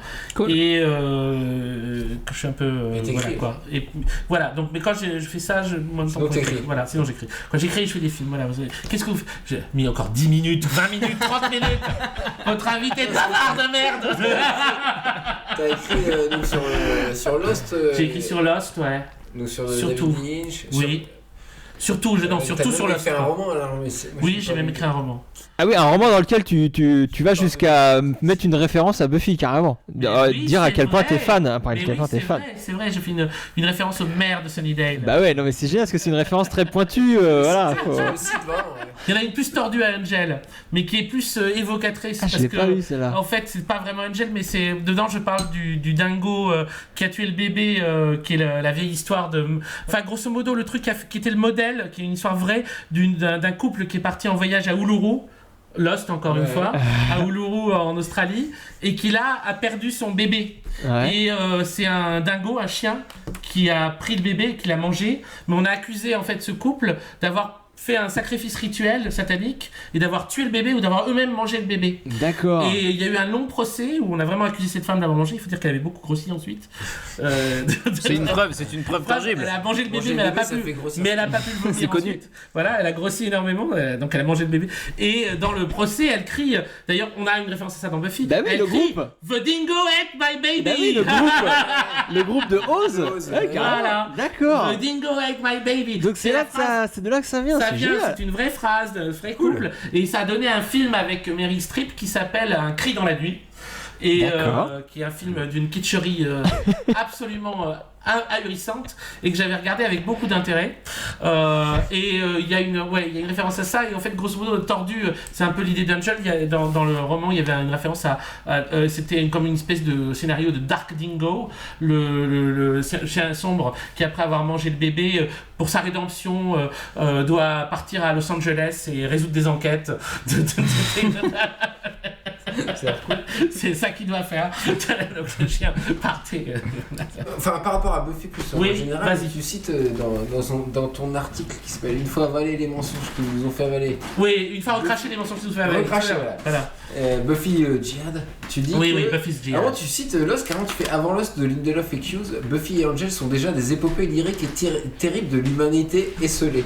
Oui. Et donc tu parles du syndrome de ces héros célibataires. Célibataire et solitaire. Enfin, absolument. Moi, je voulais juste que tu développes. Donc là, l'article, on peut le retrouver dans Pop Yoga, hein, c'est ça l'article dont tu parles. Oui, voilà, c'est un livre qui compile plein d'articles sur différentes. C'est une sorte d'anthologie. Dont celui-là sur Buffy. Ouais. Dont un sur Buffy, voilà. Absolument. Et en fait, oui, alors ça, c'est un truc qui m'a beaucoup. Tu parles de Ben, tu fais référence à tous ces personnages esselés qui finissent célibataires. Oui. C'est un des phénomènes les plus macroscopiques de la société moderne, surtout occidentale. C'est-à-dire c'est le célibataria pandémique. C'est-à-dire c'est un truc où c'est de plus en plus dans les grandes villes et tout ça, c'est comme une maladie qu'on se refile tous, quoi, virale, et le degré de célibatariat est absolument hallucinant. Mais donc ce serait obligatoire pour les personnages de Whedon. Pas obligatoire, mais disons que je crois qu'ils annoncent un truc par rapport à ça. Surtout Buffy, c'est quelqu'un qui doit être seul. Elle doit être seule. L'amour ne doit surtout pas se constituer comme relation durable. Et dans Lost, on a un truc un peu comme ça. Parce que par exemple. Aucun couple qui marche dans Lost. Dans Lost, c'est encore pire. Ouais. C'est encore pire. L'amour dans Lost, un peu comme chez Buffy d'ailleurs, c'est un amour-sacrifice. C'est un amour-sacrifice, la preuve de ton amour, c'est ta capacité à mourir pour la communauté, pour la totalité. Une dévotion totale. Voilà. Et chez Lost, c'est encore plus dingue parce que c'est pour l'île. C'est même pas pour les humains. Tous les humains vont mourir, c'est pour l'île. Mais dans Buffy, c'est pour la communauté. C'est pour le monde, c'est pour la continuité de la vie. C'est pour Dawn, là. C'est pour... Mais quoi, c'est un peu la même idée, sauf que Lost est une série de Brahman et Buffy une série de Kshatriya. Donc Buffy, c'est la guerre. Oui, voilà. Buffy, c'est la guerre. Et donc, c'est la question du pouvoir. Et donc, it's about power. C'est la question du pouvoir. C'est la question du pouvoir guerrier, du pouvoir des armes. C'est la question de la direction du monde. C'est la question de... On va pas laisser des salauds prendre la tête. On va continuer à se battre pour que les salauds prennent jamais la tête. C'est la résistance. Tandis que Lost, c'est la série des Brahmans, c'est la série des prêtres. On doit conserver intact le dépôt de la connaissance. Le reste ne compte pas. C'est ça qui est important. Et Jack va sur la même longueur d'onde que Locke, qui est le premier Brahman, dans la saison 6. Et où rien n'est plus important que l'île et que le dépôt de l'île. Et même à dernier épisode, il fait son choix. Et on va se sacrifier pour l'île. Tous les personnages, d'une certaine façon, devront mourir pour l'île. Initialement, grande pensée des Kshatriyas, c'est dans l'Inde. Et c'est la Bhagavad Gita, mais c'est plein d'autres textes. Et très souvent, au thème de la guerre est associé le thème de l'amour. On a ça en Occident avec les romans de chevalerie. Les romans de chevalerie, c'est pour ça que tu disais la princesse, c'est exact. Tout à fait juste. Ouais. Buffy, elle fonctionne comme un chevalier du Graal, là, qui doit sauver une princesse. Et c'est très important qu'il y ait le thème amoureux au centre, parce que sinon la guerre est très emmerdante. C'est extrêmement emmerdant. Il faut au moins de l'érotisme, il faut au moins de l'amour, il faut au moins qu'on se touche pour supporter ce truc Tandis que dans Lost, c'est secondaire. C'est vraiment secondaire. C'est que dans la saison 6 où ça redevient important pour réveiller les personnages. C'est parce que Desmond prend le dessus aussi. Desmond prend le dessus et lui... C'est une saison à part aussi. C'est une saison à part. C'est pas dans et Desmond prend le dessus dans le monde de Manifestation Sublime, dans les Flash Headways, et donc il imprime le thème amoureux dans tous les personnages. C'est le thème amoureux qui va les faire se ressouvenir. C'est le thème amoureux qui va les faire devenir de nouveau unis ensemble pour passer à une étape suivante. Et on peut dire que Desmond, en effet, dans ce sens-là, c'est le personnage le plus Buffy-esque de Lost. Voilà, tu pouvais pas trouver mieux. Voilà, comme conclusion. Non, mais connaissent pas Lost, c'est au revoir. Pardon, excusez-moi. Non, mais moi je suis. Non, mais voilà, mais. Donc t'as un bouquin qui va sortir bientôt. Tu peux me dire comment ça va s'appeler ou pas? Non, c'est encore surprise. C'est secret. Très bientôt. Tu nous tiendras au courant. On fera tourner les bouquins. On fera tourner l'info. Ouais, non, mais voilà. Enfin, je crois que ce que t'as écrit sur Buffy, de toute façon, on retrouve ça dans Pop Yoga pour l'instant. Il y a un texte totalement sur Buffy dans Pop Yoga. C'est ça. Et voilà. Entre autres. Entre autres, parce que c'est plein de, il y a plein de choses différentes. Ouais. Mais très bien. Passons donc à l'avant-dernière rubrique du podcast, qui serait si t'aimes Buffy, tu vas aimer ça. You're English, right? Yeah. I've seen every episode of Doctor Who. For God's sakes, Andrew, you've been in here for 30 minutes. What are you doing? Entertaining and educating. Well, why can't you just masturbate like the rest of us? Donc oui, si t'aimes Buffy, tu vas aimer ça. Donc on essaye de vous conseiller des œuvres qui pourraient vous plaire, vous fans de Buffy. Et alors moi j'ai pensé à vous parler d'une série qui s'appelle, alors on voit tous les bouquins de Paco, voilà, Man Seeking Woman. Est-ce que vous connaissez ça? Oui, très bon ça. Alors c'est une série humoristique, on débattait avant le début si c'était une sitcom ou pas. Bref, c'est une série de 20 minutes qui passait sur la chaîne FXX, enfin avec 2X. Je viens de le dire parce que je fais F. C'est un porno là que tu veux nous montrer? C'est pas du tout un porno. Putain, il a l'air pas mal celui-là. C'est une série complètement géniale. Des pornos où des mecs baissent des nanas monstres. Des trolls. Qui a commencé l'année dernière. Le porn troll. Alors, je vous raconte l'histoire, c'est Joss, donc qu'on voit à gauche là, qui se... je vais même vous mettre... Tu vas d'une troll Manifestement, je vais vous mettre pour ceux qui sont en live ou sur la version YouTube, je vais vous mettre. Ah, ça c'est cool ça. Le trailer pendant que je parle. Donc c'est Joss qui se fait larguer par sa copine et qui galère pour retrouver une autre nana.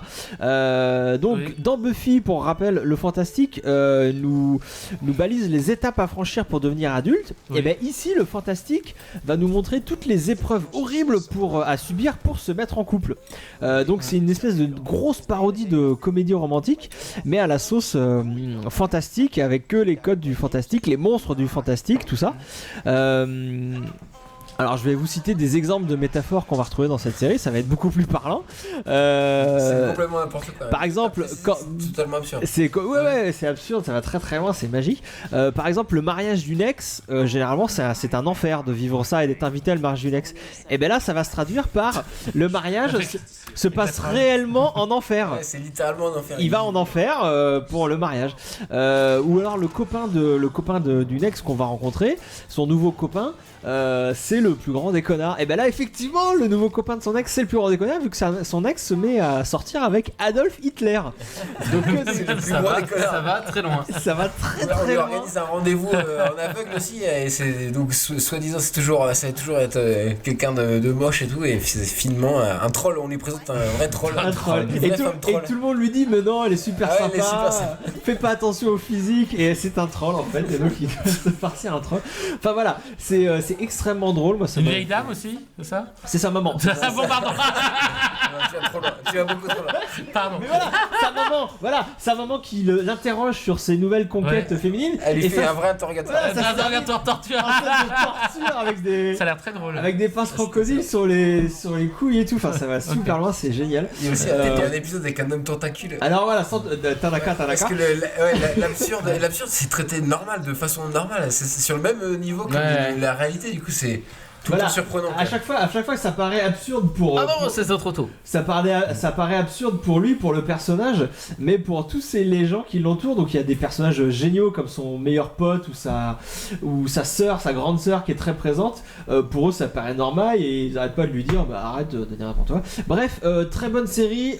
Jeb Baruchel qui joue Joss est extrêmement bon. On l'a vu dans Tonnerre sous les tropiques. Ouais, je l'ai découvert. Il a fait un maximum de second rôle dans de très bonnes comédies. Et là, pour la première fois, il a un premier rôle et il est assez magique. Génial. Eric André aussi qui joue son pote est vraiment très bon. Enfin voilà, très bonne série si ça vous dit. Je passe. Ah oui voilà, et pour vous dire, donc c'est 10 épisodes de 20 minutes, donc c'est très rapide à voir si vous voulez voir. Et la deuxième saison est prévue pour 2016, donc on a adapté d'un roman, je crois que on a très hâte. Il a sorti un roman avant. Très bonne info de Riley. J'ai pas fait de recherche, mais il me semble. C'est de tête, tout ça c'est de tête, bien évidemment. Clément veut nous parler de musique. Est-ce que je te balance la musique ou pas? C'est saison 2. Fais péter le son. Balance le son, papa.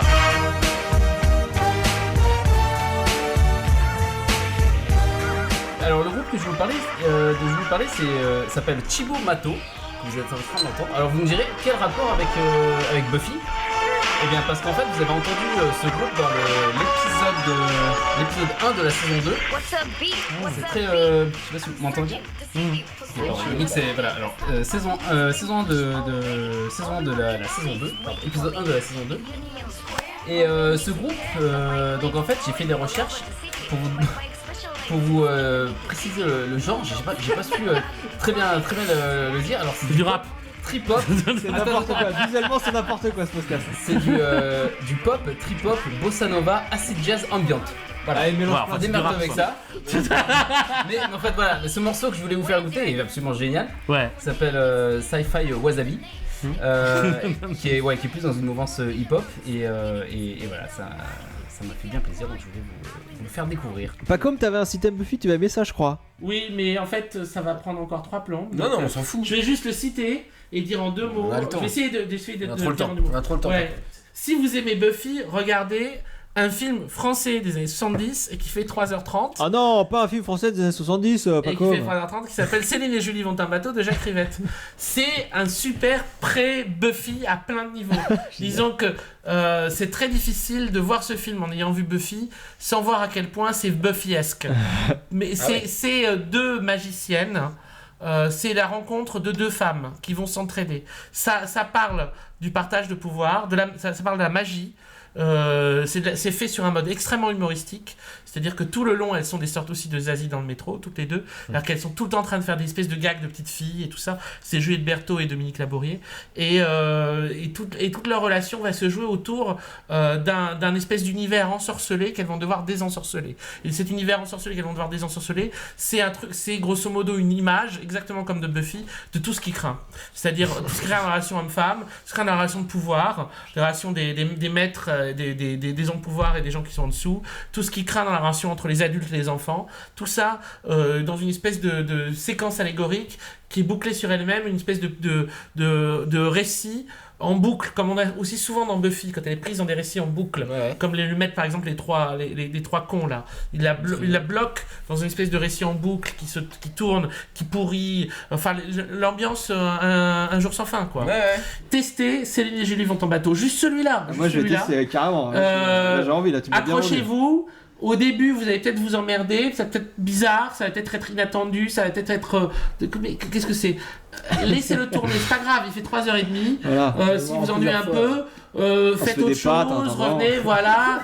Voyez ce qui se passe et vous verrez, à mon avis, à un moment où vous rentrerez dedans et vous vous direz putain, il y avait quelque chose de Buffy-esque avant Buffy. Vraiment. Donc voilà, moi je dirais ça. Voilà. Super, merci pour ce conseil qu'on n'avait pas. On va tout de suite passer à la dernière rubrique. Donc c'est les conseils qui n'ont pas trop de rapport avec Buffy. Okay. Donc c'est la rubrique de la série Evil Dead qui va bientôt sortir. C'est la rubrique. Si t'aimes Buffy, c'est pas sûr que tu vas aimer ça parce que ça n'a pas trop de rapport, mais on t'en parle quand même parce que c'est très cool. Tout de suite jingle. Hey Scotty, you find anything? Scotty! Scotty! You bastards! Why are you torturing me like this? That is the stupidest thing I ever heard of. Riley, on va commencer avec Riley très vite. Ah oui, non, c'est moi qui commence. Bah ouais, on verra si on a le temps pour voilà. Donc tu veux nous parler d'une bande dessinée, c'est ça? Une fois n'est pas coutume, je vais vous parler d'un manga parce que j'aime bien les comics, mais j'aime bien aussi les mangas. C'est un manga écrit par Naoki Urasawa et Takashi Nagasaki, c'est publié aux éditions Pika, voilà, pour les infos. Naoki Urasawa, c'est l'auteur de Monster et 20th Century Boys, donc les gens qui connaissent le manga connaissent, parce que c'est quelqu'un de très respecté, c'est un auteur... Monster, c'est une théorie absolue. Et puis 20th Century Boys, c'est très très lostien, et tu risques d'aimer. Et donc là, je voulais vous parler de Billy Bat, j'ai même amené les... J'arrive. Il les a pas préparés. Mais tu le sais pourtant. Voilà, je pouvais les regarder. C'est affiché en même temps. Alors, de quoi ça parle Billy Bat? C'est l'histoire d'un dessinateur de comics aux États-Unis en 1949 qui connaît un grand succès avec sa série Billy Bat. C'est un personnage de chauve-souris détective. Et oui, c'est une sorte de Philippe Marlowe, mais chauve-souris quoi. Il est habillé pareil, il a un grand impair, un chapeau et tout, il mène des enquêtes. Et en fait, l'auteur de cette BD, il découvre un jour qu'il a plagié inconsciemment le personnage. En fait, quelqu'un lui fait la remarque et puis il réalise que c'est qu'à l'époque où il était militaire au Japon pendant l'occupation des États-Unis au Japon, qu'il a vu ce dessin et que ça l'a marqué. Du coup, il part et c'est là que l'histoire commence vraiment en fait. Où il part au Japon pour retrouver la trace de ce dessin et on plonge là, à partir de là, on plonge dans une intrigue policière et totalement mystique. Alors, je vais pas trop vous parler de... Ça a l'air génial. Non, voilà, oui. Non, tu te rends pas compte. En fait, rapidement, le héros il retrouve la trace du personnage de la BD et en fait il retrouve sa trace partout quoi. Il retrouve ça se passe dans les années 50. Je le rappelle. Oui. Il retrouve sa trace dans un bouquin, un vieux bouquin militaire où il voit un dessin de chauve-souris qui ressemble exactement au sien. Il retrouve sa trace aussi dans un dessin dans la rue où il y a des prostituées qui viennent prier devant ce dessin. Et il retrouve même carrément la trace d'un dessinateur de manga, un mangaka qui lui aussi a fait une BD, un manga donc, qui s'appelle Billy Boy. Donc ça n'a rien à voir, mais en fait c'est exactement pareil. Et petit à petit, en fait, le héros devient fou. Et ça va même encore plus loin, c'est lui le héros qu'on voit, le frisé, qui se rend compte que même il se met à parler à Billy Bat dans certaines scènes et à suivre des conseils. Et en fait, il est orienté par Billy Bat qui lui dit mais t'es sûr de cette direction, tu devrais pas faire ça plutôt? Et donc on se demande s'il est pas fou ou pas. Et c'est son personnage qui lui parle. L'autre grande particularité de cette BD, en fait, c'est que le héros et nous, en tant que lecteurs, on se rend compte au fur et à mesure que Billy Bat, il est lié à l'histoire, mais avec un grand H. C'est-à-dire qu'il retrace des moments précis, à chaque événement historique, il était là. Il y a toujours une trace de ce Billy Bat, et c'est pour ça qu'à partir du tome 2 que j'ai ramené, ça se met à alterner d'un coup, alors que ça sort de nulle part, mais l'histoire du héros et des histoires dans l'histoire qui parlent de personnages, soit dans le passé, soit dans le futur, qui sont aussi liés à ce personnage et qui eux aussi se mettent à parler avec cette chauve-souris qui est pourtant juste un personnage de BD. Donc je ne vous parle pas de Judas qui demande à Jésus de lui dessiner le Seigneur. Évidemment, il lui dessine une chauve-souris. Donc tout ça pour voir, ça va vraiment très très loin. Et il y a aussi, ça joue aussi, donc c'est ça qui est excellent dans cette BD aussi, c'est que c'est pas non seulement dans le scénario, mais c'est aussi dans la forme. C'est que, bon, alors il y a beaucoup pour un manga, c'est très très détaillé, il y a des pleines pages avec des décors du Japon d'après-guerre super et ultra détaillés, alors que dans les mangas en général, il y a souvent des aplats blancs, c'est très limité. Et il y a aussi, là au début du premier et dans le deuxième, au début du deuxième, il y a en fait, l'auteur a choisi de reprendre un style comics, donc en couleur, vraiment comme un comics, et où il dessine sa propre BD, enfin la BD dans la BD. Voilà, exactement. Et en fait, cette BD, ils se rendent compte, nous en tant que lecteurs, et le héros dans la série se rend compte que cette BD est prophétique. On me fait des signes, il faut que j'arrête. Taisez-vous. C'est faux. C'est-à-dire que la BD annonce des événements, et donc on se met à chercher des indices, nous aussi, comme le héros, dans la BD. Qui annonce des trucs qui vont se passer. Il y a des scènes de manga qui sont dessinées exactement de la même façon. Ça a l'air génial, on juste un tout petit défaut, il faut quand même... parce qu'au début, peut-être volontairement, comme les héros, on est paumé entre les différentes temporalités, les différents personnages qui viennent et qui lui disent mais je sais ce que c'est Billy Bat, et ils ont tous des interprétations différentes. Et donc faut plutôt s'accrocher au début, mais si on s'accroche, ça vaut vraiment le coup. Alors c'est super, on a très très envie d'aller vers ça. Je vous le conseille. Et le dernier, si t'aimes Buffy, c'est pas sûr que tu aimais ça, mais on t'en parle quand même parce que c'est très cool. Je laisse la place à Clément qui va nous parler d'un film chinois, c'est ça? Hongkongais plus exactement. Très bien. Alors, je vais aller faire, je vais la faire courte. Bah écoutez, tout simplement, l'autre soir j'étais avec Sartman et notre pote David qui ont fait un bisou. si, parce que c'est important. C'est important de rentrer dans l'histoire. Alors, on était avec David et on buvait un coup, forcément. Et on a parlé un peu des séries. Gros bisous à David d'ailleurs. Gros bisous à David. Et à David, un gros bisou. Et on parlait des séries, voilà, du cinéma. Et évidemment, on a parlé du cinéma hongkongais, bien évidemment. Hein. Bon. Et je me suis aperçu que David était aussi fan que moi de la trilogie Histoire de fantômes chinois. Donc. Dont on voit la bande-annonce là pour ceux qui sont sur le live ou sur YouTube. Voilà. Et quand j'ai vu la réaction de Sartman qui était mort de rire en nous voyant parler pardon. En nous voyant parler de succube, de kung-fu, d'humour naïf et de langue géante, que je me suis dit que j'allais vous en parler ce soir. Donc Chinese Ghost Story, peut-être que certains connaissent. C'est une trilogie hongkongaise réalisée par Ching Seung-tung et produit par Twerk. Oui, Twerk, on aime bien. Grand réalisateur chinois. Voilà, le premier sorti en 1987. Double team, tout ça. Le 2 le 2 en 90 et le 3 en 91, tout simplement. Alors pour la faire courte, on est dans la plus pure tradition de l'imagerie fantastique asiatique avec des femmes fantômes fragiles qui dansent dans des longues robes de soie fine et des man taoïstes badass qui défoncent des démons depuis des siècles, bien évidemment. Bon alors, c'est kitsch à mort, ça se prend pas au sérieux une seconde et en plus la direction artistique est plutôt soignée, donc c'est plutôt cool. Alors le 1 est chiant, le 2 est très cool et le 3 n'a aucun intérêt à part si on aime les lobes d'oreilles qui servent de protection contre les démons. c'est tout un programme. Voilà, je vous invite à regarder ça pour vous taper un trip rétro fantastique et si vous vous intéressez au montage, parce que les Hongkongais ont définitivement tout compris au montage. Ça a l'air. Alors moi, il y a de la tentacule en plus. Voilà, depuis que vous m'en avez parlé, j'ai pas pu m'empêcher d'aller voir forcément. Alors j'ai vu que le 1 qui était effectivement pas ouf.